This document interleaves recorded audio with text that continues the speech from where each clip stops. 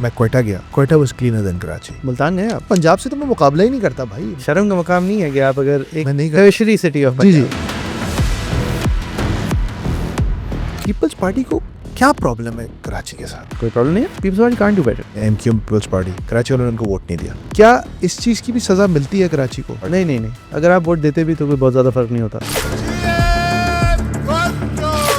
दो इलाके सबसे बुरी तरह बर्बाद हुए, उसमें नॉर्थ नाजाबाद, फेडरल एरिया, ये एरियाज मतलब डिस्ट्रॉयड। एब्सोल्यूट, तबाह मोइस। एब्सोल्यूट। कराची में जितने का बीमार का फ्लैट लेते हैं ना, आप लाहौर में 500 गज का डीएचए में घर ले लेते हैं। आपने घर देखा? बेहतरीन घर होगा। आपने उस घर की खिड़की से मनाजिर क्या होता है देखें? एक तो वो हमें डीएचए भी ठीक नहीं मिला, कराची वालों का गिला होता है ना। 90s में आपने डीएमसी, एसएमसी, एनईडी, मोइस पूरे बैच गायब, आउट। कोई डॉक्टर, कोई इंजीनियर नहीं है कराची में इस वक्त। एक तो वडेरे हैं जो इंटीरियर सिंध में, एक कराची में जो सेक्टर इंचार्ज था वो भी एक वडेरा होता। पीपल्स पार्टी का बंदा आके अपनी टीवी पे बैठ के पहले अपनी घड़ी छुपा रहा है भाई, क्यों? तो वो बड़े साहब ना देख लें। पीपल्स पार्टी की 18वीं तरमीम पास हुई और उनके सूबे में एक्चुअली सीरियस मनी आना शुरू हुआ। एक जेआईटी कायम की गई थी और उनके खिलाफ जो ये सिलसिला शुरू हुआ था वो बदनीयती पर मबनी था, उनको उनके मंतकी अंजाम तक पहुंचाने के लिए नहीं था।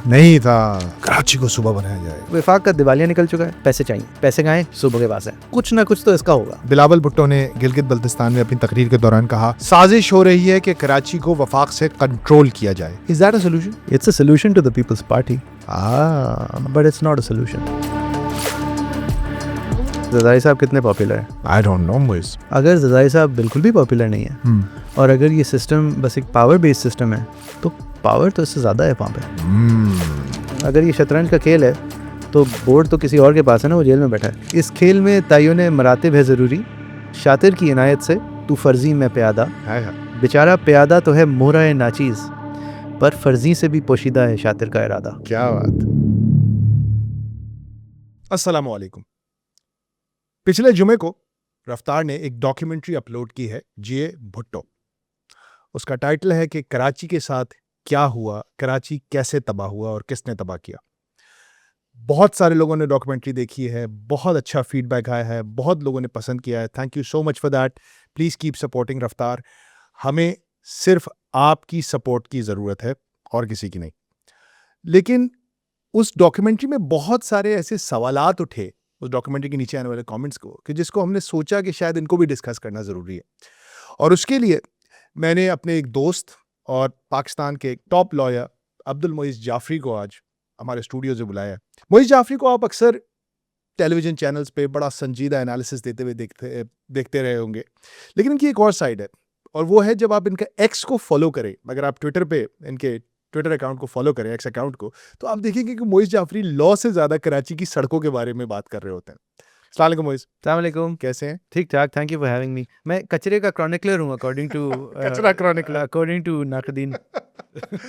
मोइज़, क्या प्रॉब्लम है आपको? आप कोर्ट जा रहे होते हैं, आप और अब you just do it relentlessly. यार फरहान साहब, वो शुरू इसलिए हुआ था इसलिए कि मैं एक ही रास्ते से जाता हूँ।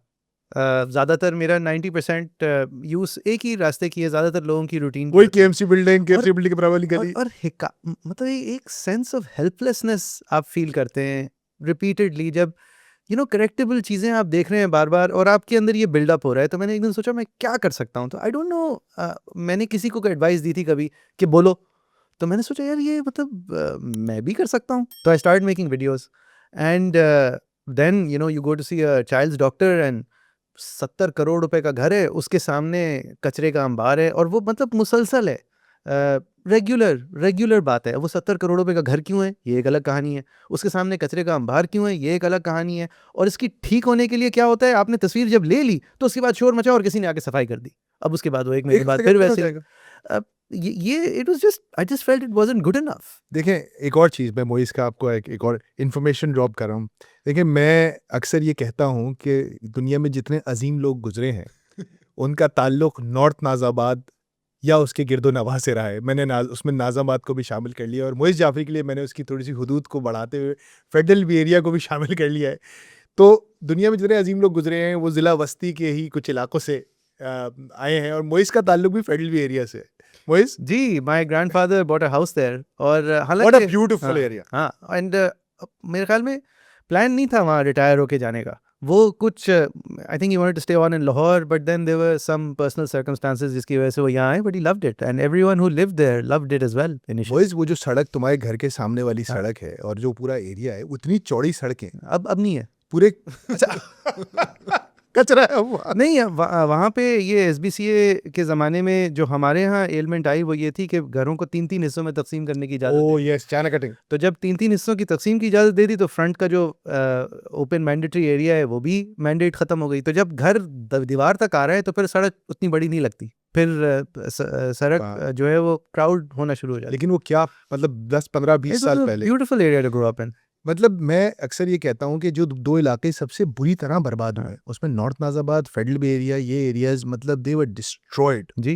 एंड नाज़ाबाद तो चलो इट वाज द उसका तो Crown basic- jewel. उसका प्लान ही it was understood to be like the capital, the idea of where you federal want area to भी लिव। वही है। हाँ, लेकिन federal B area was more grids and plans. Nazimabad का तो जो बेस डिजाइन है वो ही with the roads being diagonal, with the way it was structured, with the parks and with the मतलब it was planned to be something that it's not today, but it was planned. उफ, Moiz you saying that, मैं सच बता रहा हूँ, it gives me goose bumps हाँ।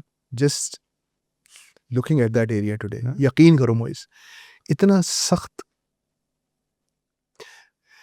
It's so sad to see the whole area. It was the area of the middle class, हाँ।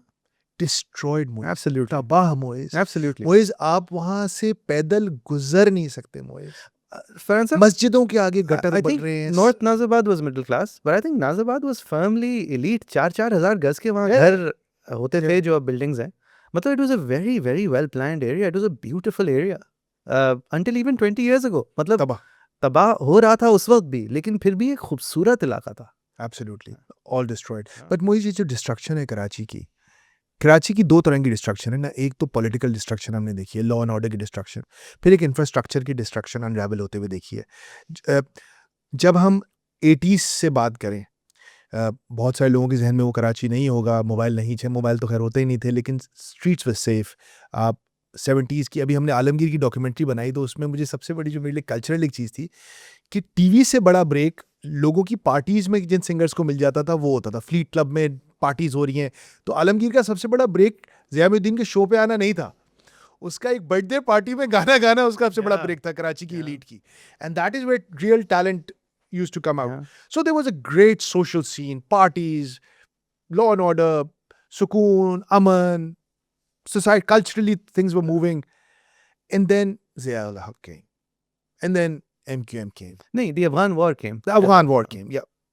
Zia-ul Haq came, Afghan war came, and politically Karachi ने unravel होना शुरू हुआ 80s में। फरहान साहब, ज़िया के आने से और MQM के आने से अगर ये इंडिविजुअल इवेंट्स होती ना तो शहर सह लेते हैं ऐसी चीज़ें। बिल्कुल ठीक है। ये जो एक कंपाउंड इंटरेस्ट इफेक्ट था ना अफगान वॉर का, हेरोइन ट्रेड का, मास माइग्रेशन का, उस on top of all that dictatorial regime, on top of all that एक fascist city wide political push, ये सब का जो कंकॉक्शन था ये मेरे ख्याल से खौफनाक। कराची सह नहीं सकता। खौफनाक। और फिर 90s में आपने पॉलिटिकल एक पूरी नस्ल मोइस, मतलब DMC, SMC, NED, मोइस पूरे बैच गायब। गायब। हाँ। गायब, आउट। पूरे कोई नहीं है उनका, कोई डॉक्टर, कोई इंजीनियर नहीं है कराची में इस वक्त, सारे के सारे। अच्छा, बाय द वे अभी फिर हम उस तरह की एक मास इमिग्रेशन देख रहे हैं for the last few years, लेकिन वो सब चले गए। हाँ। मतलब जो लोग जा के- सकता था जो चला जा गया। सकता था चला गया। सो एक सबसे बड़ा एक लॉस जिसकी हम बात नहीं करते मोइस, हमारा ब्रेन ड्रेन हो गया। हाँ। हमारे वो दिमाग जो अच्छे टैलेंटेड लड़के लड़कियां थे चले गए, कंपनीज चली गई, हाँ। एयरलाइंस चली गई, हाँ। You know. सो कराची जो एक मुआशी और टैलेंट का और एक काम करने वाला शहर था, उसके अंदर से ह्यूमन रिसोर्स ही निकाल लिया। नहीं, और उस वजह से जो उसके एंसेलरीज होते हैं, मतलब आप दुनिया जहां के लोग देखते हैं वो आते जाते हैं, कारोबार करते हैं। 80s में नजर आते थे आप। जो मिडवे होटल था, Yes, yes, yes. Midway hotel Foreigners. 11 foreign airlines का तो मैंडेटरी स्टॉप ओवर था। अब वो मैंडेटरी स्टॉप ओवर ही नहीं हो सकता क्योंकि you are not safe enough. आप जहाज पे ही बैठ के घूम के निकलते हैं वापस। लेकिन एज ग्रोइंग अप, यानी आपको जो बचपन की कहानियां लोग सुनाएंगे वो बताएंगे कि हम नेशनल स्टेडियम जाते थे क्रिकेट देखने, फिर मिडवे जाके स्विमिंग करते थे। जब आप एक आज के कराचीआइट को मुल्क से बाहर जाने से पहले किसी सयाफाम अमरीकी से उसकी मुलाकात ही नहीं हो पाएगी। मुमकिन नहीं होगा कि वो उससे मिल सके, उसके कल्चर का कुछ सोच सके, सुन सके, समझ भी सके कि ये टीवी के बाहर भी रहता है। बिल्कुल बिल्कुल मतलब उससे कंप्लीट कंपैरेटिव अगर वो करे तो शीदी कम्युनिटी ऑफ लियारी से शायद कर सके, लेकिन वरना वो बिल्कुल उसकी उसका कोई कोई एक्सपीरियंस कोई एक्सपोजर नहीं है, बट आई एम और ये टेलिंग अहम होता है बहुत अहम होता है चाइल्ड ग्रोइंग अप। भाई। किस बात का मेट्रोपॉलिटन शहर, हाँ। किस बात का इंटरनेशनल शहर, इंटरनेशनल मतलब one of the fabulous most beautiful things about the Oxford street and the fifth in Manhattan is कि आप 1 किलोमीटर वॉक करेंगे और आपको दुनिया की हर नेशनैलिटी का कोई ना कोई आदमी मिल जाता है। इस्तांबुल में भी ये हो जाता है, कि कोई भी तमीज के शहर, कोई भी तमीज के किसी भी शहर में तमीज के शहर। और कराची में जब आप जैनब मार्केट और जिबन से स्ट्रीट पे 80s में जाते थे तो आपको ये नजर आता था, आपको मुख्तलिफ रंगों, नस्ल, मजहब के लोग नजर आते थे। एब्सोल्युटली कोई नजर नहीं आता। नहीं। आप पता है लाहौर जाएं तो आपको अशराफिया के अंदर फिर भी थोड़ी सी पेपरिंग ऑफ फॉरेनर्स नजर आ जाते हैं। एक स्टोरीड सिटी है लेकिन मतलब नाम पाकिस्तान में नहीं है वन इन foreigners, 100। लेकिन पाकिस्तान में ये तो पाकिस्तान से ही चलेगा। जी जी। तो खैर मोइज, ये तो हमने देख लिया, इस पे हम बहुत सारी डॉक्यूमेंट्रीज बना चुके हैं। लेकिन फिर मुशर्रफ साहब आए, कराची का आर्मी चीफ, हाँ, महाजिर आर्मी चीफ, अल्ताफ भाई से दोस्ती, शुरू में लड़ाई, अल्ताफ थोड़ी भाई की सी जरूरत अल्ताफ भाई की जरूरत, मुशर्रफ को अल्ताफ भाई की जरूरत, हाँ। अल्ताफ को मुशर्रफ की जरूरत, नहीं, अल्ताफ को तो हर एक की जरूरत है। अल्ताफ को तो हाँ। उनकी जरूरत थी। लेकिन एक रिलेशनशिप, वर्किंग रिलेशनशिप कायम हो गया एस्टैब्लिशमेंट का और मुत्तहदा का। जी। और लेकिन इसमें कोई शक नहीं है कि मुशर्रफ का interest in Karachi stretched beyond MQM, because उसने नेमतुल्लाह को भी फंड्स दिए, नेमतुल्लाह के साथ भी काम किया उस जमाने में भी कराची में। मतलब उसने एक कैपिटल सिटी, मेट्रोपॉलिटन सिटी की तरह उसे ट्रीट उसने किया। पैसा तो मूव करना शुरू किया शहर में, और हर जर्नल करता है, हाँ। लोकल बॉडीज को हाँ। वो एम्पावर किया। चाहे सिर्फ इसलिए सियासी जमात कमजोर हो जाए। बिल्कुल ठीक है, लेकिन वो आ गया। अब हमने फिर एक जबरदस्त दौर देखा, कराची का डेवलपमेंट वर्क हुई, वो ग्रीन लाइन आ गई। यार फरहान साहब, वो भी ज़बरदस्त नहीं था। देखिए वो भी ना, पैसा आ गया और पैसा खर्च हो गया। जिस तरह सीपैक में पैसा आ गया और पैसा खर्च हो गया, लेकिन अगर प्लानिंग से और तरतीब से आता पैसा इंफ्रास्ट्रक्चर पर उस तरह काम नहीं तो ना इतने अंडरपास बनते, ना इतने ओवरपास बनते। देखिए ये मैं नहीं कह रहा, ये शहरों के एक्सपर्ट्स उस ज़माने में भी कह रहे थे कि बहुत अच्छा है कि पैसे आ रहे हैं, लेकिन आप जब ब्रिजेस बनाते हैं तो आप कम्युनिटीज़ के अंदर डिवाइड लाते हैं। और जब आप डिवाइड्स लाते हैं, जिस तरह अमेरिकन शहरों में होता है कि ट्रेन की पटरी के ऊपर एक अलग शहर, ट्रेन की पटरी के साउथ एक अलग शहर, आप इस तरह के डिवाइड्स क्रिएट कर रहे होते हैं, आप बहुत ज़्यादा। गेटवाइजेशन कर रहे होते हैं, आप गरीब को गरीब इलाकों में बंद कर रहे होते हैं, अमीर को सेपरेट कर रहे होते हैं, कम्युनिटीज़ को आप बांट रहे होते हैं गैर फितरी तौर पे। एक तो फितरी बंटवारा होता है कि ये फ़लाँ का इलाका है, ये फ़लाँ का मीठा दर है, खारा दर है, पंजाब कॉलोनी है, या एक बोरी कम्युनिटी रहती है। लेकिन फिर जब आप गैर फितरी तौर पे शहर को डिवाइड करते हैं तो उसके फिर नताइज जो हैं वो फिर आप भुगतते हैं। यानी कि आप गेटोवाइज कर देते हैं एरियाज़ को, सनलाइट से डिप्राइव कर देते हैं सर्टेन एरियाज़ को, आप एक्सेस से डिप्राइव कर देते हैं। कुछ भी था, तो कराची को आर्टिफिशियली सही, लॉन्ग लास्टिंग नहीं, बिल्कुल ठीक है। लेकिन उस दौर में फरहान साहब सारी चाइना कटिंग हुई, उस दौर में सारी ग्रीन लॉस हुई, बिल्कुल ठीक। उस दौर में सारी गेटोवाइजेशन हुई, उस दौर में सीड्स डले गए एएनपी, एमक्यूएम, लियारी फाइट्स की। गैंग में आ रहा था उस पर जी। कि सबसे बदतरीन गैंग वॉर्स उस दौर में रिजल्ट हुए, लेकिन वो गैंग वॉर्स रिजल्ट थी of another party fighting back. जी। एमक्यूएम की बदमाशी शहर में उरूज पे पहुंच गई। वो बड़ा अच्छी मेरी मजहर अब्बास साहब से बात हुई, तो उन्होंने बोला यार एक तो वडेरे हैं जो इंटीरियर सिंध में, एक कराची में जो सेक्टर इंचार्ज था वो भी एक वडेरा होता था। हाँ। वो अपने इलाके का वडेरा होता था। हाँ। वो बिल्कुल एक उसके इलाके में उसकी मर्जी के बगैर कुछ नहीं होता। मैंने कहा बिल्कुल तो सही। पता है एएनपी की ये आर्म्ड फ्रंट क्यों बना था? ये शाही सैयद ने कहानी सुनाई है, और एमक्यूएम के, मैं उनका नाम नहीं लूँगा क्योंकि वो एमक्यूएम में नहीं है, लेकिन एमक्यूएम के एक साहब ने इसको कंफर्म किया है और मैंने डबल कंफर्म किया था उस वक्त। एएनपी एमक्यूएम के साथ एक पैरेलल बबल की तरह ऑपरेट करती थी, इस अंडरस्टैंडिंग में कि हमारा जब कोई मसला होगा ना तो हम आपके ये जुडिशल स्ट्रक्चर से मुस्तस्ना होंगे, हम आपस में जिरगा करके या वटेवर करके, आप हमारी बाउंड्रीज रिस्पेक्ट करेंगे, हम आपकी रिस्पेक्ट करेंगे। ठीक है। तो इस तरह दो एएनपी मेंबर भाई थे पश्तून, उनकी कोई लड़ाई हो गई तो उनको थाने लेके गए, तो थाने वाले ने उनके साथ बदतमीजी कर दी। तो उस ज़माने में ये रिवाज था कि उन्होंने एक्सेस के लिए एमक्यूएम से कहा, तो एमक्यूएम के जो भी सेक्टर या यूनिट या जो भी साहब थे, उन्होंने बजाय उनको फैसिलिटेट करने के उनके साथ और बदतमीजी कर दी। तो उस वजह से, उस रंज की वजह से ये एएनपी में शाही सैयद फ्रंट आया और ये अंडरस्टैंडिंग है कि नहीं, अब हमने अपने मसले अपने हाथ में लेने। और फिर वहाँ से फिर ये चीज़ बलून होते होते फिर जुल्फ़िकार मिर्ज़ा को ख्याल आया कि यार हमें भी अपने तई कुछ लोग रखने हैं, और फिर एक ट्राई पार्टी चीज़ ऐसी हो गई कि ये उस ज़माने में मैं एक जगह स्नूकर खेलता था, तो वहाँ के दो पश्तून होते थे जो एक चाय संभालते थे और एक उसकी बेसिक एडमिन करते थे, वो दोनों मारे गए थे बिकॉज वो बहुत दूर से पश्तून लगते थे। लंबे चौड़े गोरा था एक आदमी, और दूसरा भी मतलब ही look Pashtun. He died on the roads going to get roti. One of them died going to get roti and one of them died randomly coming back from somewhere because numbers पूरे कर रहे थे. वो 30 बंदा मारना है, 15 उर्दू स्पीकिंग लुकलाइक्स मारे गए हैं, तो 15 आज पश्तून मारने हैं. मतलब टेट्रिस की तरह लोगों को गिरा रहे होते थे. और ये भी आफ्टर माथ है ऑफ डिक्टेटोरियल इंटरवेंशन. बिल्कुल ठीक. आप जब भी एक ऑर्गेनिज्म, अगर आप सियासत को और सोसाइटी को एक ऑर्गेनिज्म समझें, तो उसके अंदर जब भी आप ये डिक्टेटर या एक आर्जी या एक फर्जी लिमिटेशन या एक्सेप्शन इंट्रोड्यूस करते हैं, तो दैट्स लाइक अ कैंसर. आप एक कैंसर इंट्रोड्यूस करते हैं उस ऑर्गेनिज्म में, फिर वो कैंसर स्प्रेड करता है और वो अपने साइड इफेक्ट्स आपको दिखाता है. तो वो ये गैंग वॉर, ये MQM का Militancy. ओवर मिलिटेंसी, ANP की पुशबैक मिलिटेंसी, ये सारी चीज़ें उस इंट्रोडक्शन की वजह से ही हैं कि एक साहब आए, उन्होंने सोचा कि मैं इस मुल्क के लिए ठीक हूँ, मैं वर्दी में पहन के इस मुल्क को बताऊंगा क्या करना है क्या नहीं करना, और ये लो पैसे. ये उसी का डायरेक्ट अंजाम है. ये कोई अनफैथमेबल चीज़ नहीं है, उस वक्त बैठे हुए लोग कह रहे थे. बहुत से लोग ये कहते हैं कि एक डिक्टेटर ने पैदा किया और दूसरे ने ख़त्म कर दिया. मतलब by the time Musharraf went home, MQM के लिए इलेक्शन जीतना बहुत मुश्किल हो चुका था. इसीलिए 2013 के इंतखाबात में अल्ताफ़ भाई कितने नाराज़ हुए.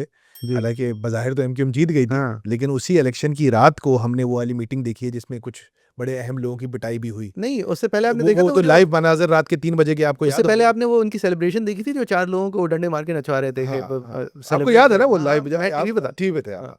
तो वो आपको, मुझे बड़ी अच्छी तरह याद है कि हम हैरान हो रहे थे यार, इतना ओवरवेलमिंग मेजोरिटी के साथ MQM जीत गई है. हाँ, मतलब जीत क्यों नहीं रही? अल्ताफ भाई काफी ज्यादा नाराज है. हाँ. He was pissed and he was like there was a day of reckoning for him कि भैया हम इलेक्शन बहुत बुरी तरह हार गए हैं 2013 में. वो तो अलग बात है कि जीत गए. वो तो अलग बात है कि जीत गए. और फिर उसमें ज़हरा शाहिद वाला केस हुआ और वो सारा जो PTI ने फिर 3 तलवार पे धरना दे दिया. सो PTI had become a nuisance. मुझे एक अभी सिटिंग MQM के MP हैं, बहुत वोकल हैं, 2013 के इंतखाबात के बाद सेंट्रल के ही हैं, उस ज़माने में भी थे. उन्होंने मुझे आके अगले हफ्ते में मेरे दफ्तर में आके, CNBC था उस वक्त, आके बताया, फरहान भाई मेरे अपने घर वालों ने PTI को मुझे याद है ना आपको. सो MQM को मुशर्रफ साहब जी से ख़त्म हो गया. लेकिन एक और शख्स है जिसने बहुत अहम किरदार अदा किया MQM को डिस्ट्रॉय करने में, कहते हैं जरदारी साहब. उन्होंने उनको बोला यार बात सुनो, लड़ाई झगड़ा छोड़ो, रिलैक्स करो, आओ मिलके एंजॉय करते हैं. हाँ. How much of that is true? यार पता जो नहीं, हमने नाज़ाबाद के अंदर पता नहीं, लेकिन MQM की एम्पायर्स बिल्ड होते हुए देखी. मैं एक MQM बात से बताता पहले फरहान साहब, MQM का मैं 2009 में टीवी में आया, तो हमारी कराची बेस्ड ऑफिस था. तो हमारे जितने भी PML नून वाले होते थे उनसे तो डब्बे में मुलाकात होती थी. ठीक है. तो उनसे मुलाकात फ्यू एंड फार बिटवीन, जब कभी ट्रैवल कर रहे हैं, कभी किसी वजह से कोई आया हुआ है. 5 तो PML नून के वोटर थे कराची में, तो वो लेके आ जाया करते थे ऑफिस में. और वो पांचों के पांचों माशाल्लाह नवाजे गए हैं उसके बाद से. उनमें से एक निहाल हाशमी साहब होते थे. लेकिन कोई काम का, इस बात में नून लीग को सलाम है. हाँ, कोई काम का अगर गेस्ट चाहिए होता था, लेकिन तो मज़े का वो PPP या MQM का होता था. तो उनसे एक स्टार्क डिफरेंस नज़र आता था यार. मतलब पीपल्स पार्टी का बंदा आके अपनी टीवी पे बैठ के पहले अपनी घड़ी छुपा रहा है कि भाई क्यों, तो वो बड़े साहब ना देख लें. अब उसकी क्या इंटरनल डायनामिक्स है मुझे नहीं पता, कि ये घड़ी कब ली मुझे नहीं बताया क्या फिर ये घड़ी ली कैसे, वो मुझे नहीं पता. लेकिन मतलब मुझे याद है, अब मैं उनका नाम नहीं लूँगा, अब तो वो एक घड़ी क्या, वो घड़ी की दुकान ले सकते हैं. लेकिन उस ज़माने में वो आते थे, बैठते थे, तो अपनी घड़ी पहले छुपाते थे या उतार के अपनी जेब में रख लिया करते थे. ये पीपल्स पार्टी का. अच्छा, नीचे 2 गाड़ियाँ साथ आ रही हैं, 10 करोड़ की एक गाड़ी है, या उस ज़माने में 5 करोड़ की एक गाड़ी है जो आज 10 करोड़ की है. दूसरी गाड़ी जो पीछे आ रही है उसके अंदर 4 बंदे पीछे बैठे हैं. ये आम सिलसिला हो गया था. MQM वाला जो है वो एक टूटी फूटी सी गाड़ी में आ रहा है. अगर उसकी जान को कोई 100% खतरा है हैदर अब्बास रज़ी जैसे आदमी को, तो वो भी एक पार्क आर्मरी से ली हुई एक प्लेट गाड़ी के पीछे लगी हुई है, एक प्लेट बाहर लगी हुई है, क्योंकि उसको बनाने के उनके पास पैसे नहीं है. और फिर मुझे याद है रज़ा हारून साहब ने हमारे शो पे कहा था, और इन सबसे बड़े करीबी दोस्त. हाँ, इन सबसे यार ताल्लुक बन जाता था ना. आप उनसे बार बार बुला रहे हैं, उनसे बिफोर द शो बात कर रहे हैं, आफ्टर द शो बात कर रहे हैं, और रिलेटेबल भी. क्यों रिलेटेबल लगते थे? उन्होंने ऑन द शो शायद कहा था, और फिर उसके बाद हमने इसकी बात की थी. उन्होंने कहा था कि यार हम लोगों के लिए करप्शन क्या है. मतलब मैं घर ले लूँ, मैं अपने बच्चों का फ्यूचर संभाल लूँ, मैं यूनिवर्सिटी के पैसे जमा कर लूँ, भाई इसके बाद तो मतलब सोच खत्म हो जाती है ना. मतलब ये 1 अरब रुपए 2 अरब रुपए 4 अरब रुपए, ये करप्शन, ये तो ये समझ से बाहर नंबर्स है. मतलब इसका बंदा करे तो करे क्या. मतलब ये उनका कहना था उस जमाने में। नहीं सही कह रहे थे। नहीं, और सही कह रहे सही थे, कह और रहे नजर आता था यार कि मतलब ये the Faisal Sarjaris and the Haider Abbas Rizvis and the Raza Haroon of that time, वो चोरी कर लेते तो क्या कर लेते यार। मतलब मैं नहीं कह रहा कि की या नहीं की, मैं कह रहा हूँ लेकिन अगर उनके जो मतलब जो उनके जहन का जो फर्देस्ट कॉर्नर था, हाँ। वो एक That was the beginning of the universe of the others. Absolute middle class dream के यार मैं मतलब 2 वेकेशन कर सकूं जिंदगी में, साल 400 में गज का घर बना लूं मैं जौहर घर में। बना लूं, उसके मैं एक घर बना के किराए पे दे दूं, मैं अपने बच्चों के लिए उनका फ्यूचर एस्टेब्लिश कर दूं, ग्रीन कार्ड मिल जाए मेरी बेटी को, इस तरह की चीजें थी ना। वीजा लग जाए। कि मैं एक बैंक ले लूं, बैंक से अपने आप को 2 अरब रुपए दे दूं, 2 आते- अरब में से 1.5 अरब अगले दिन निकाल लूं, आते- उससे फिर एक जहाज ले लूं, आते- और उस जहाज के बाद गाड़ी ले लूं, गाड़ी को रजिस्टर कराऊं एक मरे हुए आदमी के नाम। ये चीजें जो हैं आते हैं यार, उसमें, ये लोगों तो को समझ से में नहीं आया बाहर है। कॉन्टेक्स्ट। मोइज की इस बात पे मैं पूरे डिटेल में आऊंगा मोइज, लेकिन then became what is I call the darkest era of Karachi, started the darkest era of Karachi. 2007-8 right after Musharraf left, 8-9 के बाद से कराची में एक्सट्रीम वायलेंस, काम उस वक्त भी नहीं हो रहा है, एक्सट्रीम यार वायलेंस। लेकिन ये एमक्यूएम को फ्री पास नहीं दे सकते। जिस वक्त ये लोग हमारे पास आते थे ना, उस वक्त अल्ताफ हुसैन के जो जेबें जो एमक्यूएम के स्ट्रक्चर को फंड करने वाले लोग थे, कसीनो से जो एमक्यूएम को फंड करने वाले लोग थे, वो उस वक्त भी अरबपति होना शुरू हो हो गए। गए। और वो टीवी पे नहीं आया करते थे, they had better things to do. लेकिन वो जो आज भी बदनामे ज़माना है उस वक्त के चाइना कटर्स, वो उस वक्त से अमीर होना शुरू हो गए थे। बिल्कुल ठीक है, I और understand. उनका जो तरकीब थी अमीर होने की, वो इससे तो क्रूड थी जो पीपल्स पार्टी ने परफेक्ट की है, लेकिन फिर भी वो अंडरस्टैंडेबल थी। भाई ये ज़मीन है, ये पार्क होती थी, इसके 4 प्लॉट काट दो, इस 4 प्लॉट में से 2 मैं टावर बना दूंगा। हाँ, यहाँ पे 1 करोड़ का प्लॉट है, मैं ये 25-25 लाख के बेच दूंगा हाँ। यार, मतलब बेच दूंगा ना, उसके वो अलावा फ्री है ना। फिर वो प्लॉट अपने आप को लेके उन पे बिल्डिंगें बना के बिल्कुल जोनिंग चेंज करके वहां पे अरबपति ने बनना शुरू हो गई थी। हाँ, आ और गए। वो एमक्यूएम की पार्टी तंजीम को फंड कर रही थी, जिसकी वजह से अल्ताफ हुसैन साहब के खामोश 2 थे। सेट ऑफ रूल्स थे। एक सेट ऑफ रूल्स उन लोगों के लिए था जो अरबपति क्लास उभर के आ रही थी, और दूसरा सेट बाकी सब लोगों के लिए था। लेकिन बाकी सब लोग 99% ऑफ एमक्यूएम थे। हाँ, वो 1-2% थे, हाँ वो लोग थे। और वो बिल्कुल यूर राइट, वो एक बिल्कुल आपको एक वाज़ेह चेंज नजर आया कुछ एमक्यूएम के लोगों जी, के जी। हुलिये ढुलिये, जी। चालों ढालों और उनकी हर चीज़ में जी। आपको एक वाज़ेह चेंज नजर आया। यार ये जो एमक्यूएम के एक और साहब हैं, मैं उनका नाम नहीं लूंगा क्योंकि मैं उनको एम्बैरस कर दूंगा, लेकिन वो एक दफ़ा हमारे शो पे आए थे। ये वासिफ जलील साहब जो थे ना, वो थोड़े से, एक तो ये थे भी गस्टापो और फैशिस्ट, हाँ, और इनको शौक भी था आपको सबक सिखाने का। तो अगर आपने ज़रा ज़्यादा टेढ़े हाथों ले लिया एमक्यूएम वालों को, तो अगली दफ़ा आपको सबक सिखाने के लिए वो एक कोई मतलब समझ गया। अपनी तरफ से सबसे लाइट वेट बंदा आपको भेजते थे और कहते थे नहीं ये बड़े ज़बरदस्त भाई हैं, ये भाई जो है फला जगह से, ये तो भाई तो आपको बड़ा ज़बरदस्त जवाब देंगे, ये करेंगे वो करेंगे। तो इस तरह एक भाई को हमारे पास भेजा था जो आजकल फ्रंट लाइन भाई हैं। तो वो सूट पहन के आए थे। तो जो सूट बेचने वाले होते हैं ना फरहान साहब, वो कभी कभी एडवर्टाइजिंग के लिए अपने सूट का ब्रांड का नाम जो है वो यहाँ 2 टांकों से लगा देते हैं। बिल्कुल ठीक है। तो आपको वो खरीदने के बाद हटाना होता है। तो उनका जो सूट था उसके यहाँ पे भी टांका था और यहाँ पे भी टांका था। वो दोनों लेके हमारे शो पे बैठे हुए थे। तो वो वीडियो पे भी होगा अगर CNBC का ऑनलाइन। Archives है। That was his first suit, which is great. But and Yeah, it's I also, understand. I'm not trying to make fun of him. I'm just saying that इस तरह के किस भी तरह के लोग लोग थे थे? कि मतलब they were averse to। अच्छा, और एक और चीज़ शुरू हो गई थी मोइज एमक्यूएम के अंदर, बदतरीन दौर में भी 80s-90s में जो भी ऊपर आ रहा होता था, पढ़ा लिखा होता था, नस्तालीक होता था, थोड़ा इंटेलेक्चुअली जिंदा होता था। हाँ। इस ज़माने में एक बिल्कुल अलग किस्म के लोग आना शुरू हुए जो कि उस क्राइटेरिया पे भी पूरे नहीं उतरते थे। ये भी एक मसला बात है। करने की तमीज रखता था, हाँ, नहीं वो तमहीद बांधने की हाँ, तमीज वो भी रखता खत्म था, वो भी सटल्टी रखता था, वो भी खत्म हो अपने गया। ऐब छुपाने की तमीज रखता था। वो भी खत्म होना शुरू हो गया। मतलब मैं बदमाश ना लगूं हालांकि मैं बदमाश हूं की तमीज रखता था।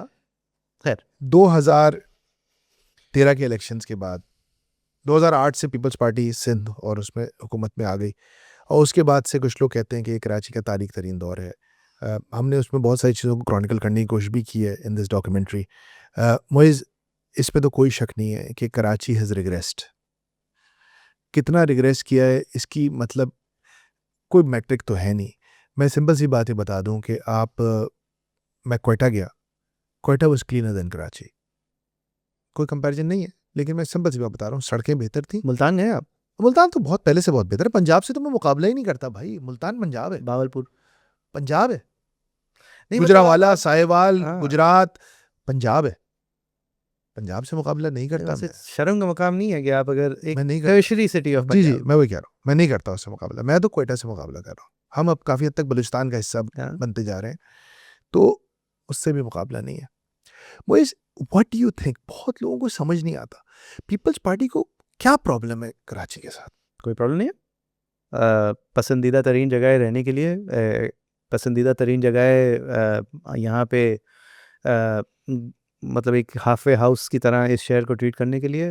बहुत सारे लोग कॉल इट होम नाउ। यहाँ पे देखिए पीपल्स पार्टी जो है ना उसको आप ये एक ये गलत फहमी है कि अगर आप समझते हैं कि Peoples Party can do better, Peoples Party can't do better. Peoples Party जो कर सकती है ना वो कर रही है। पीपल्स पार्टी अपने क्रिएटेड सिस्टम का मोहताज है। वो सिस्टम जो है वो एक सियासी जमात कम और एक माफियोसो स्ट्रक्चर ज़्यादा है। और वो सिस्टम बहुत ओल्ड स्कूल सिस्टम है कि आपने अगर फला जॉब लेनी है तो आपने इतना हिस्सा यहाँ डालना है, उस आधे अगर आप सोप्रानोस। आपको जॉब दिलाने वाले ने पहले इतना हिस्सा वहाँ डालना है। वोट अगर जमा करने हैं तो यूनियन काउंसिल के लिए अगर आपने उम्मीदवार खड़ा होना है तो ये कर। अब वो स्ट्रक्चर बना के उसके अंदर जो आप लूज़ करते हैं वो एफिशिएंसी करते हैं ना, मतलब 50-60% of the value of something तो बढ़ गई। फिर जो बाकी बचा उसको करने के लिए अब जिस बंदे को बिठाया है उसको अहलियत की वजह से तो नहीं बिठाया ना यार, उसको तो इसलिए बिठाया इसलिए वो फलां का कज़न है, फलां का रिश्तेदार है, फलां का साथी है, सपोर्टर है, या फलां लॉयलिस्ट है, या वो फलां अंगूठा लगा चुका है आपके लिए, तो वो जितना काम कर सकता है वो करेगा। I'll stop you there. Moiz ये तो पूरे मुल्क में हो रहा है इस वक्त, जितना ये पूरे मुल्क में हो रहा है साडा बंदा है लगा दो।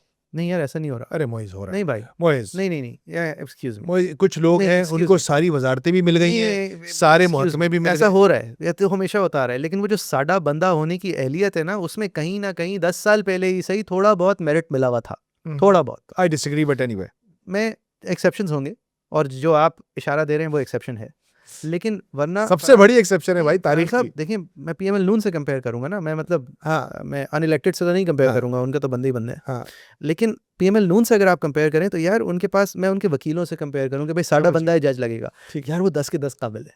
वो बहुत काबिल नहीं होंगे लेकिन वो 10 के 10 काबिल लोग हैं जिनमें से एक आप उठा के जज बनाएंगे। वो कहेंगे साडा ब्यूरोक्रेट है, चीफ सेक्रेटरी लगेगा, यार वो 10 के 10 काबिल लोग हैं। हमारा ब्यूरोक्रेट है कमिश्नर लगेगा, चलें चीफ सेक्रेटरी तो हर जगह के काबिल होंगे, हमारा ब्यूरोक्रेट है फलां का कमिश्नर लगेगा, यार वो सब काबिल हैं, वो सब एक बेसलाइन काबिल हैं। वो सिविल सर्विस स्ट्रक्चर के थ्रू प्रॉपरली होके आए हैं, वो एक कंपेटिटिव स्कूलिंग, कंपेटिटिव मतलब वो पॉलिटिकल पार्टी के स्ट्रक्चर के अंदर ही कंपटीशन है। समझ यानी कि पीएमएल नून का जो लोकल बॉडीज़ का बंदा है पंजाब में, वो पहले दानियाल अजीज़ था, अब एहसन इकबाल के बेटे हैं। यार ये दोनों काबिल लोग हैं, अहमद इकबाल, मतलब ये काबिल लोग हैं, they know what they are talking about. ठीक है। आपका यहाँ पे देखिए पीपल्स पार्टी ना इनके बस की बात ही नहीं है। इनकी जो बेस्ट पॉसिबल फुट फॉरवर्ड है वो भी मीडियोकर है एट बेस्ट। पीपल्स पार्टी ने, और ये आप कराची का मसला कहते हैं, ये मिफ्ता इस्माइल भी आपके पास आके 10 दफ़ा कह चुके हैं, भाई कौन सा शहर बना दिया बिल्कुल सही बात। कराची से? तो मसला है ना, आप कहते हैं कि अदराइजेशन है कराची की, लाड़काना सही कर दिया, नोडेरो सही कर दिया, हैदराबाद बेहतर कर दिया। आप हैदराबाद गए? मैं हैदराबाद कोर्ट के लिए जाता हूँ। हैदराबाद के अंदर भी वही प्रॉब्लम्स जो कि कराची के अंदर 10 साल पहले हो चुकी हैं, उसी तरह की एब्सर्ड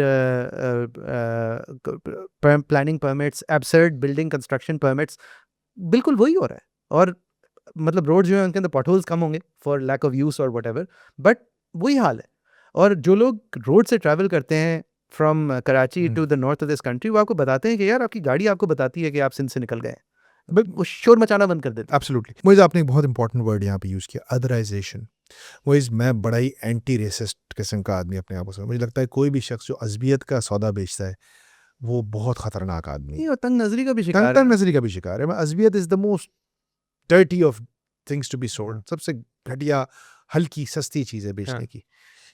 मेरा सवाल नहीं है कराची के, लेकिन लोगों का एक सवाल होता है कि क्या कराची के साथ अदराइजेशन होती है नहीं कि नहीं, इस्लामाबाद से भी और पिंडी से भी नहीं, हर जगह से होती है, लेकिन उसके होती है ना? होती है। क्या वजह है इसकी? सबसे बड़ा वजह तो कराची के लोगों का अपना तासुब है, जो कि 2 जनरेशंस आपने लोगों के साथ किया, वो अब जवाब में एक पुशबैक आती है, एक फितरी पुशबैक आती है। मतलब आपने 2 जनरेशन से मुराद क्या है आपकी? मतलब एक तो जो रूलिंग जनरेशन थी पोस्ट पार्टीशन, जिसने by virtue of education and by virtue of landing in Karachi it kind of took over. ठीक है। और वो टेक ओवर के बाद जिस हिकारत से आपने बांग्लादेशी को, बंगाली को ट्रीट किया, जिस हिकारत से आपने पश्तून को ट्रीट किया, जिस हिकारत से आपने पंजाबी को ट्रीट किया, जिस हिकारत से आपने सिंधी को ट्रीट किया, वो उस ज़माने की डली हुई फॉल्ज रिलेशनशिप्स जो हैं वो फिर अगली जनरेशन में एक्चुअल इंटीग्रेशन बन जाती हैं। दुनिया में कहीं भी 3 जनरेशन्स में एक बेसलाइन इंटीग्रेशन हो जाती है। आपने इंटीग्रेशन का उलट किया, आपने अदराइज़ किया, आपने एक्सट्रीमली एक्सट्रीमली रेसिस्ट बिहेवियर। मतलब ये जो उर्दू स्पीकिंग अशराफिया थी उसका डायरेक्ट कंट्रीब्यूशन है through the aid of Ayub Khan into causing what happened in Bengal, जो बंगाली पार्टीशन हुआ। एंड कराची का और इस्लामाबाद को कैपिटल बनाने में भी कराची के ही लोगों का हाथ है। ये यहाँ की अदराइजेशन। अदर और फिर अब दूसरी जनरेशन आती है तो उसके अंदर जब पुशबैक आया इस पहली जनरेशन के लिए कि यार ये who do they think they are, तो वो पुशबैक पर आपकी तरफ से पुशबैक आया मिलिटेंसी में कि will show you who we are, and then the MQM started. So you did yourself no favours for 2 generations, and in generations के दौरान आपका जो एजुकेशन बाय डिस्ट्रिक्ट जो है वो कराची अगर टॉप 10 के अंदर 5 डिस्ट्रिक्ट्स आती होंगी इन 1947 in terms of quality of education afforded, वो टॉप 30 में नहीं आ रही थी एमक्यूएम के ज़माने में। और मुशर्रफ ज़ैदी ने जो लास्ट अलिफ ऐलान के लिए सर्वे की थी उसके अंदर जो पहली कराची की डिस्ट्रिक्ट फीचर हुई थी वो मेरे ख्याल से सेंट्रल थी और वो नंबर 57 थी।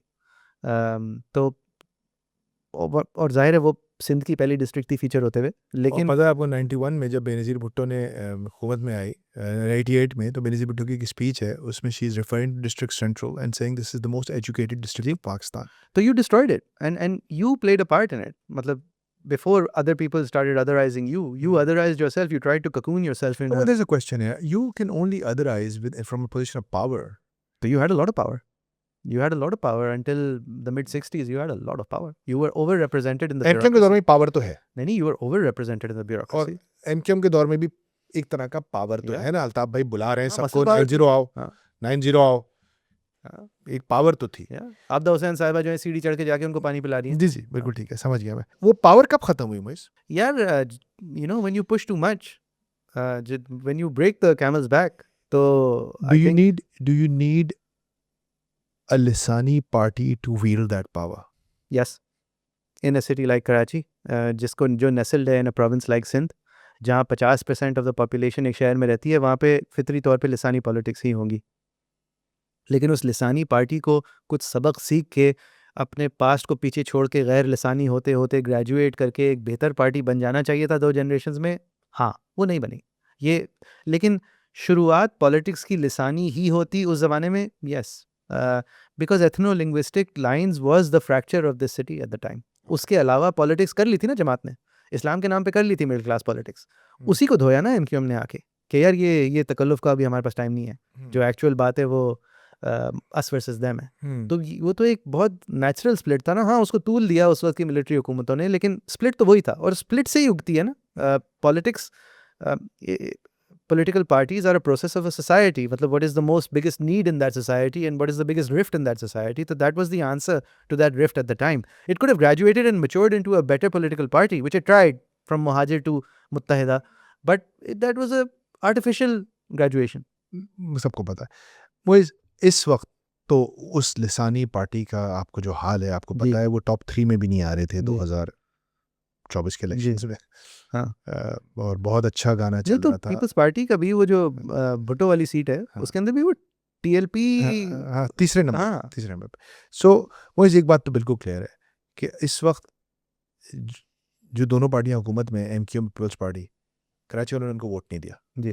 क्लियर है? हाँ। क्या इस चीज़ की भी सज़ा मिलती है कराची को? नहीं। कि कराची वोट नहीं देता पीपल्स पार्टी? नहीं, अगर आप वोट देते भी तो कोई बहुत ज़्यादा फ़र्क नहीं होता। फ़र्क ये होता कि आपके 4-5 लोगों को नौकरियाँ मिल जाती। देखिए, पीपल्स पार्टी का स्ट्रक्चर ही ये है फ़रहान साहब। ये जो हम देखते हैं ना, रज़ा रब्बानी, शहरी रहमान, कमर ज़मान कायरा, नदीम अफ़ज़ल चंद, ये डिस्ट्रैक्शंस हैं। ये एक मतलब I don't want to give the example.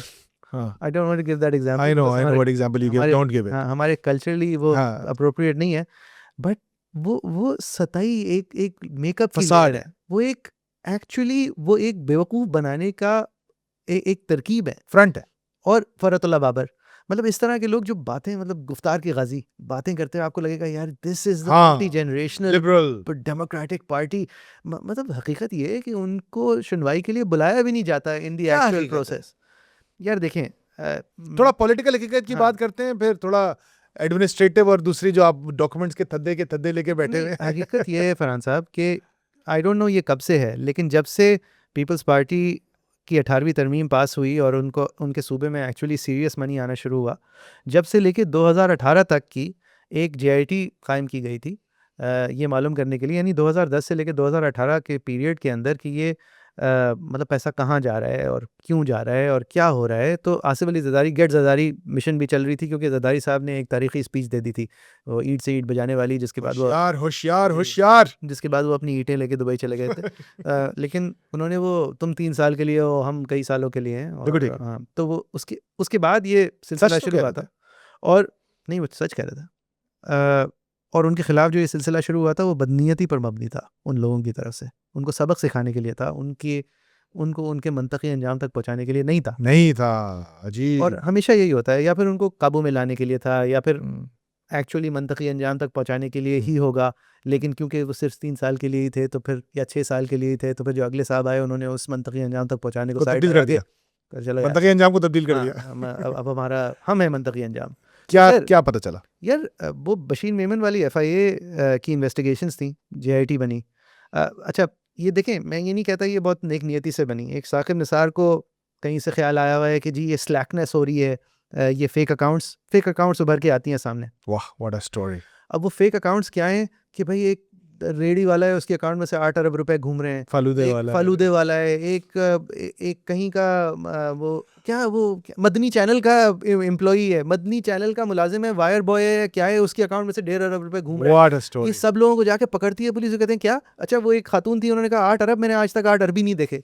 ये सुप्रीम कोर्ट में जाके उन्होंने कहा था। मतलब गरीब आम लोग, उनके अकाउंट्स में पैसे ऐसे घूम रहे हैं जैसे पता नहीं, समझ ही नहीं आ रही। अच्छा, पैसे आ और उनको कहाँ खुद से भी रहे नहीं पता है। नहीं, उनको खुद भी नहीं पता है। एक साहब तो 2 साल पहले वफात पा चुके हैं। अभी उनकी बात करेंगे, वो बहुत बहुत इंटरेस्टिंग है वो साहब। हाँ, तो इस तरह की चीज़ों की इन्वेस्टिगेशन हुई, और ये एक सबक। अब देखें, ये कोर्ट में प्रूव नहीं हुआ। ये वो केसेस हैं जो ख़त्म कर दिए गए। यही वो केसेस हैं जो नैब के आपके पीछे पड़े, जिसको ख़त्म करने के लिए डीलें काटी गई, जिसको ख़त्म करने के लिए आप ताकत से चिमटे रहे, जिसको ख़त्म करके फिर आपने सोचा कि अब हम इलेक्शन की डील कर सकते हैं या नहीं कर सकते। 2022 में जब ये लोग पावर में आए, तो एक शहबाज शरीफ साहब के ख़िलाफ़ जो TT वाले केसेस थे, उफ, जिसके अंदर मतलब सबूत, उफ, यार उफ। एक सबूत होती है कि शेख रशीद के बिस्तर के नीचे से AK-47 निकली, या जावेद हाशमी ने भैंस चोरी कर ली। एक ही होता है, इस तरह का केस होता है। या ईमान और हादी ने महारंग पुलिस। बलोच की ट्वीट पढ़ ली, हाँ। या पुलिस वाला जो है वो May 9th की प्लानिंग के अंदर टेबल के नीचे टेबल छुपा के था। बैठा होता। ये केसेस अपने मंतकी अंजाम तक पहुंच जाते हैं। ये हमने हाँ। अब एक केस है जो कि तह दर तह, layer by layer, clinically establish कर रहा है कि गिल्ट किसकी है? ये पैसा है, नहीं गिल्ट नहीं, इल्ज़ाम इस्टेब्लिश कर रहा है कि ये पैसा है, ये 1.5 अरब रुपया है, ये 8 अरब रुपया है, ये 60 अरब रुपया है, हम्म। ये आपके कैप्चर्ड बैंक में से निकलता है। जिस ज़मीन को गिरवी रख के निकलता है, वो ज़मीन ऑलरेडी कहीं और गिरवी है। वो पैसा निकल के जिसके पास आता है, जिस कंपनी के पास आता है, उसके आप मालिक हैं या मालिक रह चुके हैं। उस कंपनी ने आज तक कोई कारोबार नहीं किया है। जैसे ही पैसा उसके पास आता है, 1 अरब रुपया कैश में निकल जाता है उसके अंदर से। उफ, 1 अरब रुपया कैश। वो पैसा इस्तेमाल होता है आप ही के कामों के लिए। वो पैसा उस अकाउंट के अंदर, जो दूसरी फेक अकाउंट है, उसमें पैसा जैन मलिक डाल रहा है, बहरिया टाउन का मुलाजिम डाल रहा है। कैश बॉयज जो हैं वो वादे कर रहे हैं कि हाँ, हमसे कहा गया था 60 करोड़ इधर डालो, 80 करोड़ उधर डालो। अब इल्ज़ामात ये हैं कि आपने 2 मित्सुबिशी पजेरो गाड़ियां ली जो आपके नाम पे रजिस्टर्ड है, माय गॉड। जिनकी पहले ड्यूटी देती है एक ये ये चावल जरा वाले। समझाएं मुझे, ये बहुत इंटरेस्टिंग है। भाई ये इल्ज़ाम है, हाँ, इल्जाम। ये इल्ज़ाम थे, जो इल्ज़ाम अपने मंतकी अंजाम तक नहीं पहुंच सके, क्योंकि इन्होंने वो TT वाले केसेस और ये जरदारी साहब के खिलाफ वाले केसेस नैब के कवानीन के अंदर तरमीम कर के और प्रोसेस के अंदर तब्दीलियां करके। जिस तरह हमने देखा, और प्रोसिक्यूटर अपना लगा के, मतलब एक प्रोसिक्यूटर है, हाँ, वो आपके खिलाफ ये केस चला रहे हैं। एक रात को चेंज फोन कर आता है, यार आप नहीं आना कल से, हाँ, बस और कल से जो साहब आ रहे हैं वो कहते हैं ये तो केस ही नहीं बनता ये सर। तो कैसे नहीं बनता। हाँ, हम दिलचस्पी बस नहीं रखते। अब हुकूमत में आ गए ना, हाँ। खत्म हो गई ना बात। अच्छा, तो वो केस क्या है? वो केस फरहान साहब, आई डोंट वांट टू मतलब ये सारी चीज़ें पब्लिक डोमेन में है। लेकिन जिस तरह मैंने कहा, एक बैंक है, वो बैंक फला साहब चला रहे हैं। आप सिक इंडस्ट्रीज के नाम पे अपने नाम के 3 शुगर मिलों को पहले तो 3-4 अरब रुपए दिलवाते हैं। वो 6 शुगर मिलों से आप वो 3-4 अरब रुपए निकालते हैं। फिर आप अपने एक पसंदीदा अरबी को वो पैसा भेजते हैं इलीगली। फिर वो पसंदीदा अरबी उन पैसों से एक बैंक खरीद लेता है, फिर वो आपका बैंक हो जाता है। फिर उस पसंदीदा अरबी के थ्रू आप अपना बैंक का प्रेसिडेंट लगाते हैं। फिर वो बैंक का प्रेसिडेंट जो है वो ये 20-30 अकाउंट्स खोल देता है जिनके KYC know your customer form के पीछे लिखा होता है भाई रिफर्ड बाय द प्रेसिडेंट। नहीं प्रेसिडेंट नहीं उनका नाम मतलब हाँ। लेकिन प्रेसिडेंट हम्म।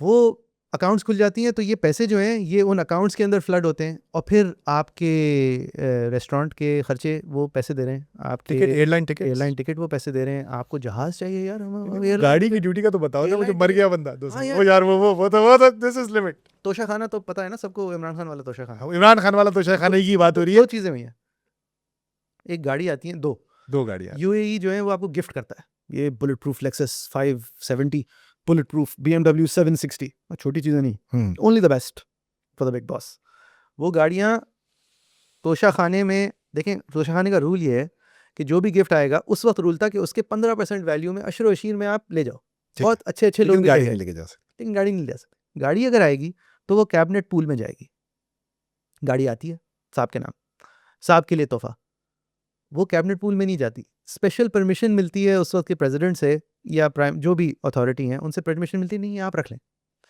रख लें के लिए इस गाड़ी की जो असेस्ड वैल्यू है उसका 15% देना है जो कि 1.5 करोड़ रुपए है। नहीं वो अलग है अच्छा, वो अलग है। असेस्ड वैल्यू कम है अच्छा। देखिए एक्चुअली तो 20 करोड़ की गाड़ी है लेट्स से या 10 करोड़ की 10 गाड़ी है करोड़। उसकी असेस्ड वैल्यू भी 5 ओके। उस 5 का भी 15% देना है वो 15% भी जेब वेब से नहीं देना वो 15% भी एक छाबड़ी वाले के अकाउंट में से आ रहे हैं पैसे वो बहुत उनके interesting पैसे दे रहे हैं और ये फिर गाड़ियां आपके असासों के हजम में डिक्लेयर्ड है है। My सही God. आप इस इल्ज़ाम से निकल जाते हैं पाकिस्तान में ये इल्ज़ाम जो है ना इसमें हम दिलचस्पी नहीं रखते अच्छा एक और चीज़ You got- I need to- एक और हाँ। वो मरे हुए बंदा अभी आ रहा है फिर आप समझते हैं यार ये 2 गाड़ियां मेरे लिए काफ़ी नहीं है मतलब मुझे 2 और चाहिए तो 2 गाड़ियां आप चाइना से लेते हैं चाइना से फिट कराते हैं बुलेट प्रूफ कराते हैं मित्सुबिशी मतलब उन गाड़ियों की मित्सुबिशी बुलेट प्रूफ व्हीकल्स आप UAE से पेमेंट करते हैं चाइना को जिन साहब के नाम पेमेंट करते हैं वो भी आपके ग्रुप के वो आ जाती हैं गाड़ियाँ उनकी 14.26 मिलियन रुपए कस्टम्स ड्यूटी असेस होती है अब ये गाड़ियाँ तोशा खाने वाली नहीं है ये अलग है ये खरीदी नहीं है। खरीदी हुई हैं अच्छा ये आपके बाद में असासों में ऐड हुई ये आप डिक्लेयर करते हैं कि मेरी हैं तो इनकी जब कस्टम्स ड्यूटी पेमेंट करने का वक्त आता है तो कस्टम्स चालान बनता है भाई 1.5 करोड़ रुपए इन पे ड्यूटी बनती है तो वो ड्यूटी पे करते हैं कैश में NBP की ब्रांच में एक मोहम्मद इदरीस साहब ठीक है। मोहम्मद इदरीस साहब की फैमिली से जब जाके पूछा जाता है कि भाई ये कैश कहाँ से आया तो एक बिल्कुल फ़कीर सिचुएशन का घर और वो फैमिली कहती है कि इदरीस साहब का इस पेमेंट से 2 साल पहले इंतकाल हो गया था ये गाड़ियाँ जो हैं ये फिर जरदारी साहब के असासों में जमा हो जाती हैं अब यार इसको कहते हैं इल्ज़ाम अगर आप मुझसे कहें ना इल्ज़ाम क्या होता है तो मैं कहूँगा यार ये इल्ज़ाम है ये कह देना कि वो मैं भाग रहा था और मतलब वो एनी शाहिद ने कह दिया कि वो फरहान मलिक था और फरहान मलिक की ज़िंदगी के 3 महीने ज़ाया कर दो ये एक अलग इल्ज़ाम होता है लेकिन इसको कहते हैं इल्ज़ाम अब ये मैं मतलब डॉक्यूमेंट्री प्रूफ है, एविडेंस है, कोलैबोरेशन है, सब कुछ है, और फरहान साहब ट्रेल है पूरी। आप ये नंबर्स देखें अब यार वो पैसा कनेक्ट हो रहा है। अच्छा फिर वो जो पूरी It's family ending, it quacks like a duck, if it swims like a duck. अच्छा फिर हमारे भाई लोग आते हैं वो इन्वेस्टिगेट करते हैं ओमनी ग्रुप को वो किस लेवल पे इन्वेस्टिगेट करते हैं फरहान साहब UBL ओमनी एक प्रोडक्ट था जी। UBL ओमनी की ब्रांच पे रेड कर दी यार वो तो बहुत हिस्टोरिक दिन है यार, वो हिस्टोरिक दिन है वो। Rangers ने UBL ओमनी की वो खबर फिर से नहीं चली यार वो यार, और मतलब हिस्टोरिक दिन है आपने वो। पूरी दुनिया I was shocked. हाँ, मैंने कहा ये UBL पे क्यों ले रेड हो रहा है यार? UBL, it was a private bank, and by the way, foreign money. And I'm like, UBL Omni, and they raided it because ये हमारा Omni. ये ओमनी मतलब ये भी वही होगा पकड़ लो तो यार ये हमारा लेवल ऑफ इन्वेस्टिगेशन है ये हमारा लेवल ऑफ सीरियसनेस है और जब हम एक्चुअली कोई काम कर बैठते हैं ये जो जॉइंट इन्वेस्टिगेशन टीम होती है ना यार अगर सुप्रीम कोर्ट जिस भी नियत से हो रहा है मैं नहीं कहता ये बहुत नेक नियति से ये इन्वेस्टिगेशन हुई थी लेकिन यार you put together the best people you could find you put them under the FIA's aegis, which is an actually trained organization. Bashir Memon great Not officer. just Bashir Memon यार FIA का जो इंस्पेक्टर होता है जो कि ये NCCI टाइप हरकतों के अंदर नहीं फंसा हुआ होता उसकी जो ट्रेनिंग होती है ना they are actually forensic policeman NAB के लोग इनके सामने बौने होते हैं ठीक है। मतलब आप किसी को डंडा मार के या तंग करके या 13 घंटे बिठा के आप उनके अंदर से जो बात निकाल सके वो नैब निकाल सके लेकिन जो स्ट्रक्चर नैब इन्वेस्टिगेशन का होता है वो एक उसकी क्वालिटी एक मजाक होती है compare to FIA. An FIA police investigation और ये जो इन्वेस्टिगेशंस थी यार, ये आप पढ़ें, आपको आपके कानों में से धुआं निकलेगा। मोइज अच्छा, और इनके अंदर ना हर पैराग्राफ के बाद लिखा हुआ है एक्चुअली जो असली मवाद है ना वो फला रिपोर्ट में है, वो कॉन्फिडेंशियल है, वो पढ़े। एक्चुअली जो असली मवाद है ना इसके बारे में, वो इसके फला रिपोर्ट में, वो पढ़े, कॉन्फिडेंशियल है। The tip of the iceberg. वो मुझे नहीं मिली, मतलब वो कॉन्फिडेंशियल है। ये तो पब्लिक डोमेन में आई थी ना, सुप्रीम कोर्ट के अंदर सबमिट हुई थी। ये वो इंडेक्स है जो 25 और रिपोर्टों को रेफरेंस करती है।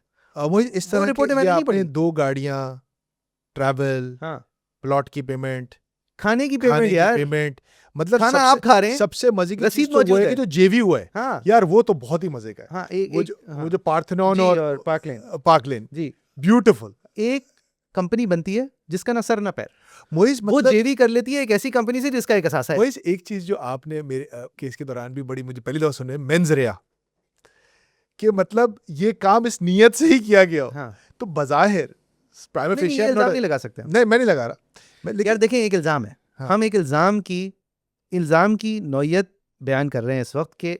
एक होता है क्वालिटी ऑफ इल्जाम, बकरी चोरी, और एक पुलिस वाला टेबल के नीचे छुप के वादा कर रहा है, मैं अल्लाह को हाजिर नाजिर जान के कहता हूँ कि मैंने ये सुना। हाँ।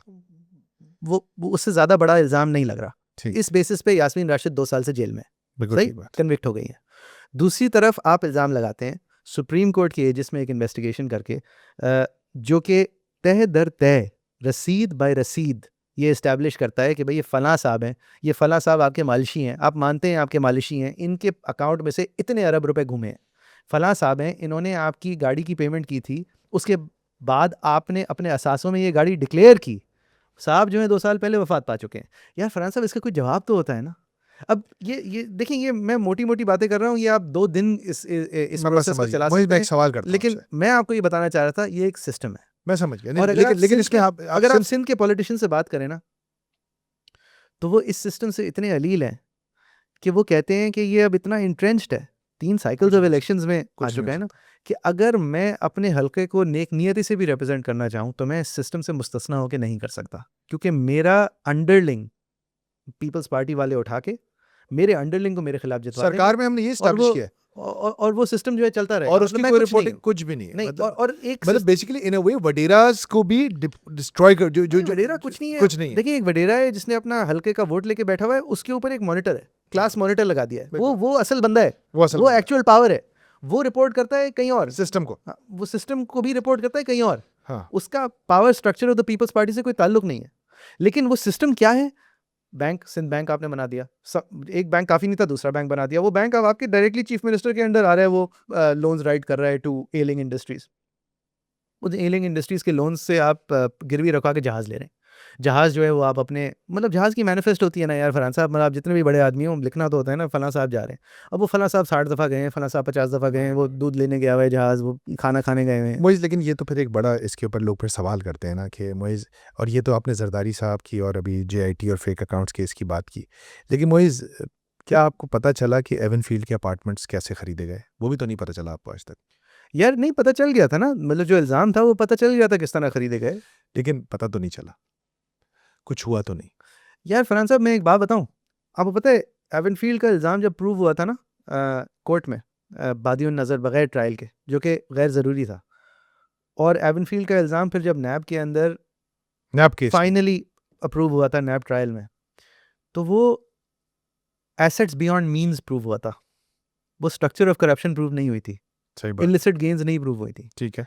अब मैं अगर आउट ऑन अ लिम जाके आपको बताऊं कि मेरे ख्याल में शरीफ फैमिली की क्या करप्शन थी, या किस तरह से इतना माल अमैस हुआ, वो करप्शन थी जो हर आदमी करता है एक अलग लेवल पे, कि अगर कोई रेगुलेशन या पॉलिसी को अफेक्ट कर पाए तो उसको अफेक्ट करके, टैक्स रिलीफ लेके, टैक्स छुपा के, टैक्स चुरा के, पैसा घुमा के, बाहर का पैसा बाहर रिसीव करके, इस तरह करके ज़्यादातर जिस तरह पैसा बिजनेसमैन भी जाता करते हैं, है, मेरे ख्याल में दिस वही वाज था। The game. Actual direct kickbacks मतलब हुई होंगी, जो वो टीटी वाले इल्ज़ामात थे उसमें हुदैबिया। उसमें और हुदैबिया में थी। लेकिन आप कहें ना भाई, bulk of the family empire किस चीज़ से बन रहा है, तो आप कहीं इशारा कर सकते हैं ना यार भाई, इनके पास ज़मीनें हैं, इनके पास मिल है, इनके पास स्टील है। आप ये कह सकते हैं ना भाई, समझ कुछ ना गया, कुछ है। समझ इसके 10 रुपये बनने थे 100 रुपये बन गए। ये या तो आप खुदा की देन कह लें, या आप the right of the powerful in Pakistan कह लें। लेकिन यार यहाँ पे तो कोई कोई सीन ही नहीं है ना यार, कोई काम ही नहीं है ना। मुझे जाफर यहाँ पे एक सवाल आता है, वो इमरान खान साहब जेल में हैं आजकल, लेकिन जब वो अपने उनका सेम पेज का पीरियड था तो वो जब वो पीरियड ख़त्म हुआ तो एक बड़ा तारीखी जुमला कहते थे, मुझे लगता था कि ये लोग वाकई इन चोरों के खिलाफ है। Was he that naive? Yes, Okay, that was a short and direct answer. नहीं एब्सोल्युटली। लेकिन- Imran Khan, if he has not learned his lesson, हाँ। If he gets another chance and if he has not learned this lesson properly, Yeah. कि इस मुल्क के power structure क्या है? और इस मुल्क का एक्चुअल प्रॉब्लम क्या है। वो तो अब समझ में आ गया, वो नहीं, तो नहीं, बड़ा क्लियर नहीं नहीं नहीं, अगर मेरे साथ प्रॉब्लम है तो आपके साथ अगर ये समझ, ये तो समझ आ गया है। ये तो समझ में आ गया। लेकिन अगर स्ट्रक्चरली नहीं समझ आया कि भाई ये इस मुल्क को ठीक इसलिए नहीं करेंगे इसलिए कि ये मुल्क जिंदा इनके लिए है, ये मुल्क के लिए जिंदा नहीं है, बिल्कुल ये समझ में सारे लोग। आ रहा है। मुझे समझ में आ रहा है भाई अब अभी ये औरंगजेब साहब को निकालने की बातें शुरू हो गई हैं, क्यों हुई हैं? क्योंकि अनपॉपुलर वैसे ही हैं, आवाम के अंदर रूट्स नहीं है, और जो काम करना पड़ रहा है मिनिमम, कि भाई वो ताजिर को टैक्स कर दो यार, स्ट्रक्चर के अंदर अपने आप को ले आओ, वो हो नहीं पाएगा। तो नतीजतन आप ही कमर तोड़ेंगे, सेल्स टैक्स के ऊपर और जोर लगाएंगे, फ्रीलांसर्स के पीछे आ रहे हैं, पेट्रोलियम लेवी के ऊपर और पैर रख देंगे। लेकिन इस तरह मुल्क नहीं चलते। मुझसे बोलने चले। और ये जब पता चल जाता है 2-3 सालों में सारी कोशिशें हाँ। करके, तो फिर मुश्किल काम करने होते हैं। मुश्किल काम के लिए आवाम से मैंडेट की जरूरत होती वो है, है नहीं। मैंडेट पहले दिन से नहीं थी, तो फिर बस यही होता है म्यूजिकल चेयर्स।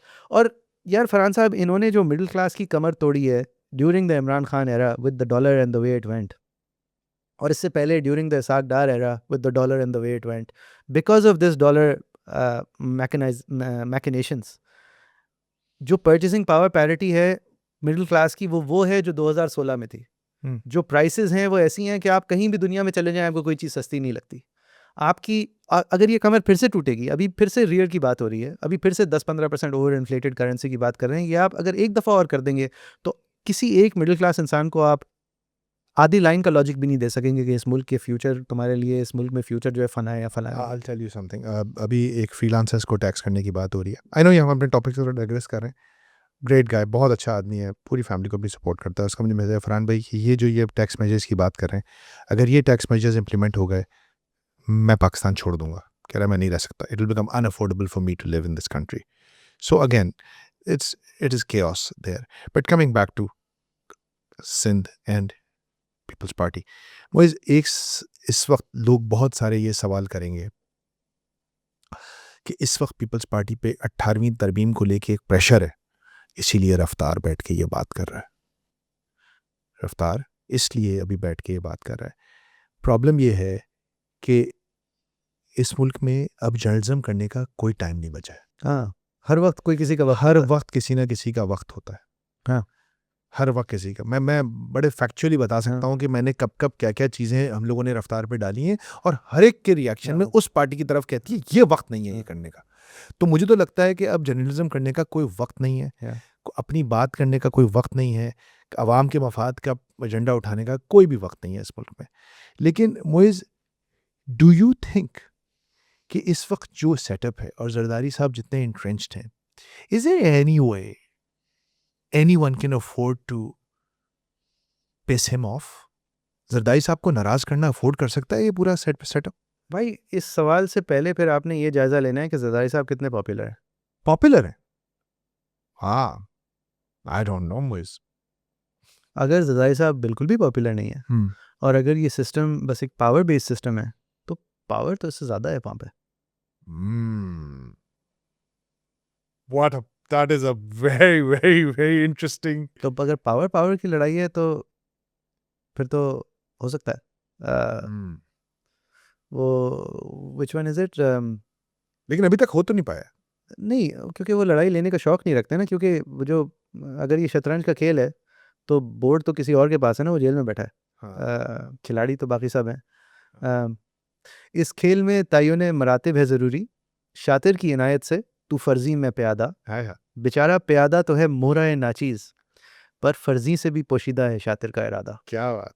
तो आई थिंक ये ये फर्जी और प्यादे की लड़ाई है, but the chess players in jail, and I don't say that he has the power right now, but ये अगर लड़ाई पे बात आई ना, तो ये these are two pieces in a chess puzzle and one is stronger than the other and they know it. One is stronger than the other. Clear. Of course they are. Of course they are. Of course they are. But- Haven't you but- felt it? I have felt it. Yeah, I have felt it. नहीं, लेकिन सवाल ये पैदा होता है कि इसके अंदर एक चीज इस्तेमाल होती है, वो होती है कराची को सुबह बनाया जाएगा. And we फरहान साहब, अगर पीटीआई के उभरने के बगैर ये कोई भी चीज़ हो सकती है ना, तो ये कल हो जाएगी. सिर्फ ये है, क्योंकि एक्चुअल लड़ाई कोई लड़ाई नहीं है. मतलब ये इनके जी, दिलों में तेल नहीं है. हाँ. दे कांट हाँ, टेक दिस फाइट. हाँ, मतलब ये इनकी बस की बात नहीं है. हाँ. To fight with the people that want the 28th हाँ. अमेंडमेंट. तो ये तो बहुत क्लियर है. हाँ, मतलब अगर वो चाहेंगे तो ये कुछ भी नहीं कर सकते. तो फर्क बस ये है कि इनके शोर मचाने से ये पीटीआई की गोद में तो नहीं बैठ जाएंगे. पीटीआई इनको अपनी गोद में तो नहीं ले लेगी. Do you ये think that can- no, I don't. No. अब क्योंकि दैट कांट हैपन, या फिर वो स्क्रू टाइट करके इंश्योर कर देंगे कि दैट कांट हैपन, हम्म, तो फिर सवाल ये है कि क्या ये खुद इतना शोर तो नहीं मचा सकते. और मेरे ख्याल में ये नहीं मचा सकते. नहीं बता सकते. मेरे ख्याल में इनको कराची के disconnect- अंदर अगर कल पीपल्स पार्टी की हुकूमत, देखिए एक तो हम 18वीं तरमीम को ऑन द रिकॉर्ड एक बात कर लें. 18वीं तरमीम was good for the country. 18वीं तरमीम एक मिडवे स्पॉट था. उसके बाद 18वीं Provincial तरमीम के Finance थ्रू ही Commission, PFC. Provincial finance commission आके 140A को अमल में लाके, जो पूरी दुनिया में होता है कि भाई शहर का मेयर हो, एक इजलास नहीं हुआ. शहर का मेयर हो, शहर का काबिल मेयर हो, फाल मकामी हुकूमत हो. आपकी गली के सामने अगर कचरा जमा हो रहा हो तो जो जवाब दे वो कोने पे खड़ा यूनियन काउंसिलर हो, असेंबली में बैठा लोकल गवर्नमेंट मिनिस्टर ना हो. मतलब ये तो सिंपल बातें हैं ना. ये कितनी दफ़ा रट सुनाएगा कोई. लेकिन वही- ये पैसा अगर नीचे डिवॉल्व हो जाता तो फिर यार इस बैंक में थोड़ी जाता यार. Moiz, I wanted to talk about the mayor as well, but before that मैं उसको थोड़ा सा conclude कर दूं. तो आप इस वक्त it is anyone's game right now. You think कुछ भी हो सकता है? मतलब पीटीआई के अलावा इट्स एनीवन. हाँ, पीटीआई के अलावा कि कुछ भी हो सकता है इस वक्त. और यार मैं एक और चीज़ कह दूं, अगर कोई आधी पॉपुलर जमात होती ना इस शहर में, सूबा छोड़ दें, इस शहर में आधी पॉपुलर भी कोई जमात होती, जितनी JUIF की इंटीरियर सिंध में सपोर्ट है, में. उतनी सपोर्ट अगर किसी की भी इस शहर में होती ना पीटीआई के अलावा, और वो टीएलपी नहीं होती क्योंकि टीएलपी का भी पता कट चुका है. तो ये मामला बहुत पहले हो चुका होता. और ये व्हेन पुश कम्स टू शव, देखें वही जमात इस्लामी. विफाक का दिवालिया निकल चुका है. हाँ, पैसे चाहिए, पैसे कहाँ हैं? सुबह के पास है. कुछ ना कुछ तो इसका होगा. नहीं मोइज, लेकिन स्पेंडिंग भी तो बेतहाशा है. स्ट्रक्चरली वी आर नहीं यार, वो एक अलग बात है. हाँ. लेकिन इजीएस्ट पैसा कहाँ से तोड़ा जा सकता है? पीएल लगाए जा रहे हैं. नहीं, लेकिन हाँ. 350 अरब रुपए है ना इनकी जेब में, मतलब सिंध की. बिल्कुल ठीक. मतलब बिल्कुल ठीक है. हाँ. मोइज, लोग कमेंट्स करेंगे. यार फ्रांस से देखें, एक तो कल्चर ऑफ करप्शन की वजह से ये ऐसा नहीं है कि भाई 10 अरबपति हैं और बाकी सब फकीर हैं. हाँ, ये पैसा फ्लो डाउन, इस सिस्टम का स्ट्रक्चर एक ब्यूटीफुल कोन है. तो ऊपर जो है वो क्रीम है, मतलब दसियों अरब, फिर दसियों सैकड़ों करोड़, फिर दसियों करोड़, फिर नीचे भी इतने करोड़ हैं कि एक ब्लॉक 5 क्लिफ्टन, जिसकी सड़क आज से 15 साल पहले आखिरी बार बनी थी, जिसके सामने कूड़े का अंबार है घर के, वो क्योंकि एक कॉर्नर पे बैठा 2000 गज का घर है, 70 करोड़ का बिक रहा है. मोइज, 70 करोड़ रुपए का वो घर मोइज, बिक रहा है. ना मोइज। उसमें पानी आता है, ना उसमें बिजली आती है. मतलब उसकी line losses, the last time it saw line water was 20 years ago. 700 million rupees. Moiz, आप क्लिफ्टन की बात कर रहे हैं. DHA फेज 8 में इस वक्त आप 1000 गज 500 गज का कोई घर देखें, 20 करोड़, 25 करोड़, 40 करोड़, 50 करोड़, 70 करोड़. फरहान साहब, ये घर जो हैं, जो आप बात कर रहे हैं, वो इंफ्रास्ट्रक्चरली कराची का बेस्ट एरिया है. वो सिक्योरिटी वाइज कराची का बेस्ट एरिया है. वो प्रॉमिस वाइज कराची का बेस्ट एरिया है. वो कराची की कल है. तो आप वहाँ पे कह सकते हैं कि यार जितने का होना चाहिए उससे दुगना है, क्योंकि ब्लैक मनी बाय कर रहा है. सही है. लेकिन इस इलाके में जिसकी मैं बात कर रहा हूँ, सैचुरेशन हो चुकी है. वहाँ पे ना सिक्योरिटी है. रात में हीरोइनची आके आपकी गाड़ी के हब कैप्स ले जाते हैं. ना क्लेनलीनेस है. रोड के ऊपर कचरे का अंबार है. लेकिन क्योंकि पैसा कहीं ना कहीं तो जाना है, और उसको पेपर पे 4 करोड़ दिखना है और एक्चुअली 70 करोड़ होना है, तो वो पैसा फिर इस घर में जा रहा है. इस घर की कीमत किसी भी मेयार से 70 करोड़ रुपए नहीं हो और वो सकती. किसी प्रोडक्टिव यूज में तो जा और नहीं रहा. जा नहीं सकता ना. कहीं ना कहीं से तो डिक्लेयर होना चाहिए. मोइज, हम लोग रेंटल के लिए जगह देख रहे थे, जी. और मैं यहीं शहीद मिल्लत पे एक बिल्डिंग में गया. उस बिल्डिंग के अंदर रियल एस्टेट एजेंट ने हमें दिखाने शुरू किए घर, ऑफिसेज. तो उसने 1 दिखाया, 2 दिखाया, 3 दिखाया. मैं थक गया. मैंने कहा भाई कितने दफ्तर हैं तुम्हारे पास? कह रहा है फरहान भाई, हमारे स्टेट के पास 35 ऑफिसेज हैं इस बिल्डिंग में. उसके बाद मैंने पूछा सेठ क्या करता है, तो उस पर जो उन्होंने जवाब दिया, मैं यहाँ नशर नहीं कर सकता। मोइज़ ने मुझे सख्ती से मना किया है, आप ये मत बताइएगा कि उसने क्या जवाब दिया था, लेकिन आप डीएम करके पूछ सकते हैं। तो वो जो उसने जवाब दिया मोइज़, वो आपको जो मैं बता ही चुका हाँ। हूँ, मोइज़ वो जवाब यार बस जब वो देखिए जवाब उस सबसे जामे जवाब है उस वो, जवाब में एक पूरी किताब बंद है। किताब है ये। देखिए फरहान मतलब साहब 5-6 करोड़ का एक ऑफिस है वो, हाँ 35 है, 2-2.5 अरब रुपए एक अननोन बंदा जो तौहीद कमर्शियल पे बैठता है। आपका ये जो ऑफिस है हाँ। इसकी जो रेंटल रिटर्न है वो थोड़ी सी लॉजिकल है। हाँ, नहीं थोड़ी सी लॉजिकल है, थोड़ी सही सी, है। हाँ, लेकिन जो इस 70 करोड़ रुपए के घर की रेंटल रिटर्न होगी कुछ फरहान भी साहब नहीं है। वो 2% होगी। हाँ, हाँ, रुपए की कदर हर साल 11% गिर रही है, मेक्स नो ये सेंस। आपको 2% वापस दे रहा है। हाँ, नो, तो ये कौन सी इन्वेस्टमेंट है भाई? कोई इन्वेस्टमेंट नहीं है। और डीएचए फेज 8 की जो आप घरों की बात कर रहे हैं या इमार के अंदर जो घर बिक रहे हैं, इमार के अंदर जो घर बिक रहा है वो मेंटेनेंस कॉस्ट के बाद 2% भी रिटर्न नहीं दे माय रहा। गॉड, 2% इमार भी रिटर्न नहीं दे रहा। Best place to live best in place Karachi, in, best place to live in Karachi, 2% return भी नहीं दे रहा। क्यों खरीद रहे हैं भाई? क्यों खरीद रहे हैं Why are people buying? भाई साहब? मैंने थोड़ी सी रिसर्च की थी। डॉलर रिटर्न 2011 से 2010 से, मैंने जरा 18वीं तरमीम के बाद से जरा हाँ। रियल एस्टेट को स्टडी किया। Stock market 9.2% dollar based, real estate 8.2%, S&P 500 7.2%. Why would anyone invest to get 8.2%? And by the way, Moiz एक बहुत खतरनाक चीज़, आई नो ये हमारी टॉपिक ऑफ डिस्कशन नहीं है, लेकिन मोइज़ PSX का तो आपकी वो 100 कंपनीज है, उनका रिटर्न मेजर होता है ना। हाँ। मोइज़ रियल एस्टेट में जो बहरिया टाउन में सैकड़ों अरबों रुपए फंस गए, DHA सिटी में फंस गए, उसका कोई रिकॉर्ड नहीं है। कोई ये 8.2% पता नहीं किस तरह का रिटर्न है। ये 8.2% के अंदर डिस्काउंट नहीं है उसकी। डिस्काउंट नहीं है उस चीज वरना की, उसका हेयर कट adjusted- आना चाहिए। हाँ, नहीं एडजस्टेड है, या आपने बस एक फेज ले लिया किसी ये जगह वो का, है जो सक्सेसफुल है। जो सक्सेसफुल है, हाँ। जो इतने ही लोग हाँ। बर्बाद हो गए, उसको कहीं अकाउंट नहीं हाँ। कर रहे हैं आप रियल एस्टेट में, हाँ। क्योंकि कोई डेटा ही नहीं है। हाँ। मोइज़ आपने गोल्ड किया? Gold is perhaps better than all of this. आप सोचें यार, जो दुनिया के बेस्ट इन्वेस्टर्स कहते हैं दुनिया की लेजीएस्ट इन्वेस्टमेंट, लेजिस वो इससे बेहतर है। जो दुनिया के बेस्ट इन्वेस्टर्स कहते हैं कि वर्ल्ड्स वर्स्ट इन्वेस्टमेंट है क्योंकि प्रोडक्टिव नहीं है, हाँ। वो इन सबसे बेहतर मैं वही आपसे पूछना ही चाह रहा हूँ मोइज़, आपके पास सिवाय इसके कि आप काला पैसा छुपाने का एक काला कुआं है, उसके अलावा क्या सेंस है कि मैं रियल एस्टेट में पैसे लगा? No sense, absolutely no sense. Rental yield है ना, No जॉब्स क्रिएट हो रही हैं। मोइज़ में आपको इतनी जबरदस्त स्टोरी है, साजगार इंजीनियरिंग, जी, जिसने जो पहले रक्षा बनाती जी। थी और अब ये हवल की गाड़ियां बना रही है, आपने देखी होंगी अपनी सड़क। जरूरत से ज्यादा ओवर प्रिस्क्राइब्ड है। हाँ, मोइज़ इन्होंने 2022 में एक प्लांट लगाया, शायद 2.5 से 3 अरब रुपए की उसकी कॉस्ट थी। मोइज़ उस 2.5 अरब रुपए के प्लांट को लगा के वो प्रॉफिट्स में ही 10 टाइम्स ज्यादा कमा चुके हैं 4 जी। साल में। दैट्स इन बिजनेस, जी, दैट्स द डिविडेंड। मतलब the land is not the play in a factory, land should not be a play in the factory, yeah. Land is a play, everything भाई है। ये आप आईएमएफ के दूसरे compound programme के अंदर तवातुर से गए हुए हैं। ये स्टोरी क्यों एग्जिस्ट करती है कि एक कैटेगरी है नॉन फाइलर? यस, ये स्टोरी क्या कैटेगरी है? ये स्टोरी क्यों एग्जिस्ट करती है कि यार आप जमीन एक्चुअली 10 रुपए की है, लिखेंगे 2 रुपए की? मोइज़ ये स्टोरीज क्यों एग्जिस्ट करती है? मोइज़ ये जो और सैलरीड क्लास का टॉप टैक्स ब्रैकेट 45%। मोइज़, लेकिन आपकी बात से मैं इतना इसमें ये ना, आपकी बात से मैं कनेक्ट कर रहा हूँ। मुझे जो आपने कहा लाहौर में इस लेवल का नहीं है। मोइज़ आप लाहौर में, कराची में जितने का तुम आप इमार का फ्लैट लेते हैं ना, या कहीं भी कोई शहीद मिलता था कोई फ्लैट, आप लाहौर में 500 गज का DHA में घर ले लेते हैं। आपने वो घर देखा है? बेहतरीन घर होगा। आपने उस घर की खिड़की से मनाजिर क्या होता है जी। देखें? मतलब एक हरियाली भरा बेहतरीन इंफ्रास्ट्रक्चर का, एक तो वो हमें DHA भी ठीक नहीं मिला कराची हाँ, वालों की, कराची वालों का गिला होता है ना। प्रॉपर खूबसूरत जगह पे खूबसूरत इंफ्रास्ट्रक्चर के साथ आपको एक घर कराची से आधी कीमत में मिलता है। जी, क्यों? क्योंकि वो जो पेपर पे लिखा है उतने का ही है। क्योंकि ये जो यहाँ का स्कैम है ना, इस स्कैम को कैचअप नहीं कर पाए वहां पे भी। नहीं, money, there is more money chasing, there is more money available, more black money available, ये है इसका सबसे बड़ा नहीं description। नहीं, एब्सोल्युटली ज्यादा काला पैसा मैं available कह रहा हूँ है। ज्यादा काला पैसा तो अवेलेबल है, लेकिन मैं कह रहा हूँ कि उस काला पैसे को पार्किंग के लिए जो ब्रैकेट मिल रहा है ना, कि है 2 रुपए की, लिखा 10 रुपए, हाँ, वो भी ज्यादा है। लिखा 2 रुपए का है, वो भी वो ज्यादा लाहौर में नहीं है।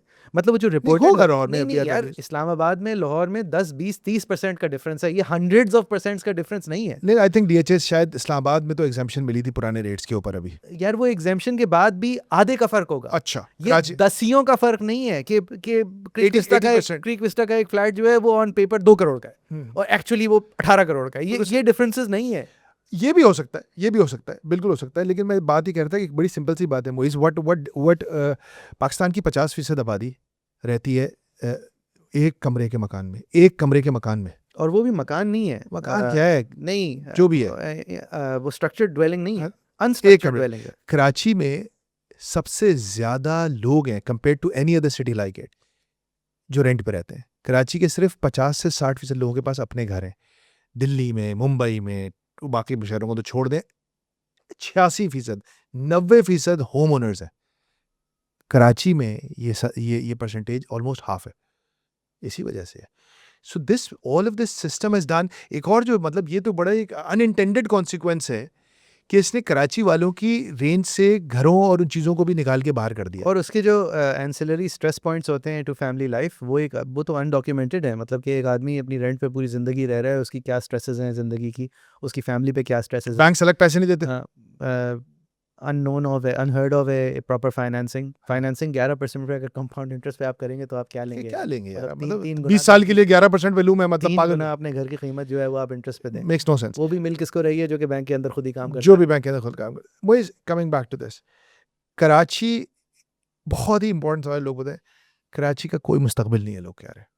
यार इस मुल्क का जो मुस्तकबिल मतलब ये देखें, ये where are we headed? Farhan साहब, आपने मुझसे अगर आप 10 साल पहले पूछते कि तुम्हारे कल की क्या उम्मीद है, तो मैं आपको कह सकता था कि मेरी दुबई से बेहतर ज़िंदगी मैं अपने लिए कराची में देखता हूँ, because of what I could earn, because of what I could do with my disposable income.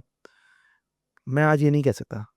और जब ये इस दफ़ा वाली हिट लगेगी तो उसके बाद तो कराची में रहना सेंस बनता है या नहीं बनता, ही सवाल होगा। और इस सवाल का जवाब या इस सवाल का तसव्वुर भी मैं कर सकता हूँ, क्योंकि मैं बहुत प्रिविलेज्ड हूँ और मैं बहुत लकी हूँ। और ना ये तसव्वुर मैं कर सकता हूँ या नहीं वो एक अलग बात है, लेकिन ये सवाल भी उठ सकता है कहीं पे। मतलब I can't go anywhere, what can I do? I am 40 years old. I am a lawyer who could have laid claim to some standing. I do a highly localized and specialized line of work. I'm a litigator, or I'm an advisor to laws that are highly specialized. What am I going to do? When the pound was at 110, I had contemporaries who had the same problems as me. जो मेरे साथ graduate हुए थे उनकी लगभग वही problems होती थी जो मेरी होती थी, बस थोड़ा क्वांटम में फ़र्क होता था कि उनको 400 पाउंड की फ़िक्र है तो मुझे उसके कंपैरेटिवली 40,000 रुपए की फ़िक्र है। जब हम 20 साल के होते थे। यार आज वो सेकंड होम्स को रेंट करें एयरबीएनबी पे या ना करें, मैं अपना फ़ोन नहीं तब्दील कर सकता। बिल्कुल सही बात। मतलब और ऐसा हक नहीं है है, वो। और ऐसा नहीं है कि उनकी सक्सेस के क्वांटिफायर्स मुझसे फ़र्क है। आप पीछे रह गए। मतलब ऐसा नहीं है कि वो मुझसे ज़्यादा अपने फील्ड्स में सक्सेसफुल है, लेकिन बस आप पीछे रह गए। हमारी कुव्वत खरीद का मैग्नीट्यूड ही फ़र्क हो गया। लेकिन एक चीज़, आप लाहौर कब गए लास्ट टाइम? मैं जाते थैंकफुली रहते वीज़ा के बगैर गया था लाहौर। लास्ट मेरे ख्याल से दिसंबर में गया था। कैसा लगता है लाहौर जाके आप? यार लगता है कि पता नहीं क्यों वीज़ा नहीं मांगते। मुझे मुझे मतलब लगता है कि थैंक यू फॉर लेटिंग मी इन। यार एक तो बहुत खूबसूरत है, एक स्टोरीड शहर है, एक वर्ल्ड सिटी यानी कि एक एंशिएंट शहर है। हम तो एक मतलब हादसाती तौर पे बने हुए शहर हैं, जिनकी एक अलग हुस्न होता है। और क्योंकि सी साइड शहर हैं तो उनका कभी वो तो बना ही नहीं पेड़ों है। दरख्तों का हुस्न नहीं होता, लेकिन एक अपनी स्टोरीज़ का हुस्न होता है।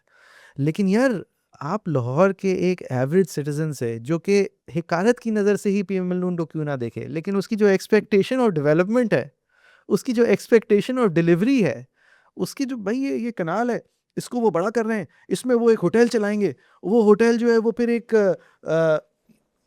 मतलब। और ये गुफ्तगू क्यों हो रही है? मैंने वो क्या कौन सी ऐप है वो गाड़ी वाली Django InDrive। हाँ, इन ड्राइव पे मैंने गाड़ी बुक की है, तो मैं एंड सारा वेंट विद मी। तो हम दोनों बात कर रहे हैं तो उसने सुन लिया कि वो कनाल रोड के अंदर कोई खुदाई हो रही थी। तो हमने कहा ये मतलब this is the first time we seen something, ये पहली दफ़ा है कि हमने कोई चीज़ मतलब लेस देन परफेक्ट देखी है। तो उसको इतनी चोट लगी दिल पे, वो उसने कहा कि सर ये अभी तो ये ठीक कर रहे हैं, इसको ये बड़ा करेंगे, इसके अंदर एक फ्लोटिंग होटल होगा, यहाँ पे खाना खाएंगे, फिर चेयर लिफ्ट होगी, चेयर लिफ्ट आपको उठा के वहाँ तक लेके जाएगी, फिर ये होगा, 40 अरब का प्रोजेक्ट है, अभी अप्रूव है। मतलब वो ही टुक प्राइड इन हिज सिटी। आप अपने किसी कंटेम्प्रेरी वकील से बात करें तो वो they talk about the mornings, they talk about the trees, they talk about कि यार हमारे हाई कोर्ट की बिल्डिंग देखो कैसी है, हमारी सुबह कैसी गुजरती है, हमारे पैडल कोर्ट के इर्द गिर्द हरियाली देखो। मतलब हरकतें वही हैं जो आपकी हैं, जाहिर है। मतलब फॉर्म वही है। हाँ, लेकिन यार उनकी स्टोरी चेक करें, मतलब उनकी आप मतलब ये पोलो ग्राउंड के सामने जो पेड़ हैं उनको सेव करो, उनके पेड़ देखें यार, 100 साल पुराने उनके पेड़ हैं, कोई कॉर्नोकार्पस नहीं है। मतलब जस्ट एक तो उनकी हेरिटेज एंड कल्चरल प्रोटेक्शन जो है वो भी it's much stronger, there is a greater pride in their city. Immigrant cities में कम होता है। नहीं, हमारा भी यार अच्छा खासा प्राइड होता था यहाँ पे। फरहान साहब बड़े शौक से कहते थे लाहौर एक गांव है, मतलब बड़े होते हुए बड़े शौक से हमें बताया जाता था कि लाहौर इज़ नथिंग। और वो शायद उस वक्त वो दीवारें नहीं आगा खान फाउंडेशन ने इम्प्रूव की थी, उनके अंदरून शहर को रेनोवेट नहीं हुआ था, जो भी था, या फिर जो मतलब इंफ्रास्ट्रक्चर नहीं था या जो भी था, लेकिन the basics were there, right? The basics of that city were there, but it was a town compared to Karachi, it really was. मतलब 18th अमेंडमेंट के अगर दो एक्सट्रीम आपको एंड्स देखने हैं ना, तो आप लाहौर देखें और कराची देखें। हाँ, एक्सेस Extreme मनी, end, हाँ, excess money के मनी टू द प्रोविंसेस के दो एक्सट्रीम एक्सट्रीम एंड्स देखने हैं, हाँ। वो आप देखें। एक तो ये कि मेरा बैंक, और दूसरा ये कि मेरा शहर। बस लाहौर और कराची हाँ। 18वीं तरमीम के the good bad and the ugly.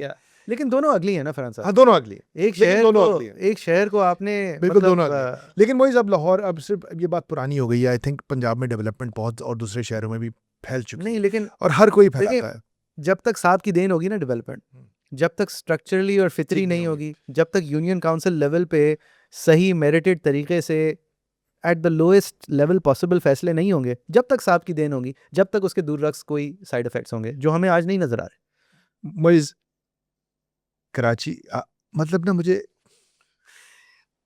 हम क्रिएटिव फील्ड में सोचने का काम है, दिमाग लगाना होता है, और मेरे महीने की बहुत ज़्यादा सोच इस पे गुजरती है कि मेरे बच्चे जो आते हैं बाइक्स पे आते हैं, इनकी पार्किंग का इंतज़ाम कैसे करूं। जो फीमेल स्टाफ है वो कैसे पहुंचेगी दफ्तर, उसके पास कोई रिस्पेक्टेबल तरीका नहीं है आने का। जो 2-4 बसें चल रही हैं वो इतनी क्राउडेड होती हैं कि उसमें वो बच्चियां मतलब कहती हैं भाई बस कर दो, मतलब यार, और फरहान साहब कोई रिस्पेक्टेबल तरीका नहीं है। कार पूल करूं, ये उसके बावजूद है उबर कि करूं। इस मुल्क के हुक्मरानों को 2 once in a generation chances मिले। बिल्कुल। एक सीपैक मिला, जिसको अगर हम विंड पावर या उस वक्त की सोलर पावर के बेसिस में हार्मोनाइज करते और कोल पावर्ड प्लांट्स नहीं लगाते, तो कम से कम इंफ्रास्ट्रक्चरली आज हम इलेक्ट्रिक रेवोल्यूशन के बीच में होते। बिल्कुल ठीक। दूसरा जो मतलब गिफ्ट फ्रॉम गॉड मिला, वो इलेक्ट्रिक व्हीकल्स एंड सोलराइजेशन मिला। इसको भी आप टैक्स करके जो अभी जो देखना। आपका बचाव हो सकता है, पेट्रोलियम बिल से आपकी बचत हो सकती है, आपका कोई करना नहीं था इसमें। आपने सीपैक का पहला स्टेप लेके अपनी इंडस्ट्री को रिन्यूएबल एनर्जी पे ना लगा के आपने ये पहला स्टेप नहीं लिया था कि आप कह सकते कि भाई ये मेरा क्रेडिट है कि ये आज ये सिचुएशन आई है। लेकिन दुनिया टेक्नोलॉजिकली आपको एडवांसमेंट की वजह से एक और once in a generation chance मिला है, आज आप उस पर खड़े हैं। आप ये जो खवातीन की ट्रांसपोर्ट की बात कर रहे हैं, आप 2 व्हीलर स्कूटीज को सब्सिडाइज करके ग्रिड के अंदर से सब्सिडाइज मीटर्स लगा के आप आज petroleum dependency and personal dependency on other transport खत्म कर सकते हैं। लेकिन नहीं, आप उल्टे रास्ते चल रहे हैं। Moiz, final question. बिलावल भुट्टो ने गिलगित बल्तिस्तान में अपनी तकरीर के दौरान कहा, साजिश हो रही है कि कराची को वफाक से कंट्रोल किया जाए। बात लोग कर रहे हैं कि शायद किसी एडमिनिस्ट्रेटिव यूनिट से डराया जा रहा है बिलावल को। Is that a solution? It's a solution to the People's Party, but it's not a solution. But it's a solution to the People's It's Party. solution to the People's Party. भाई, एक होता है पूरे मसले का हल, मेरे को तो याद है। और एक होता है पीपल्स पार्टी का हल। पर पीपल्स पार्टी का हल तो है ना, मैं सपोर्ट नहीं कर रहा। हाँ। लेकिन अब आप बताते देते रहे। नहीं, मैं सपोर्ट नहीं कर रहा। मैं कोई भी voice controlled move towards capture of any resource बिल्कुल को ठीक। मैं बिल्कुल भी सपोर्ट नहीं कर सकता। और बहुत तकलीफ होती है ये कहते हुए, लेकिन जैसे भी हैं, कम से कम एक डेमोक्रेटिक सिस्टम के पुतला ही सही, लेकिन पुतला तो हैं। तो मैं बड़ा क्लियर उस हाँ। मामले में, आई एग्री विद यू। हाँ। But do you think it's going to happen? I want to see it happen because I want to see it happen. I really want to see it happen because this is the straw that will break the camel's back. This is the straw. I think Moiz, that's a very important point that you've made. ये एक बड़ी picture का एक बहुत छोटा सा बहुत हाँ। important. I hope it happens. Thank you very much for taking time, Yeah. Moiz. Thank you for having me. Always a pleasure. My pleasure is all mine. Sound. Thank you.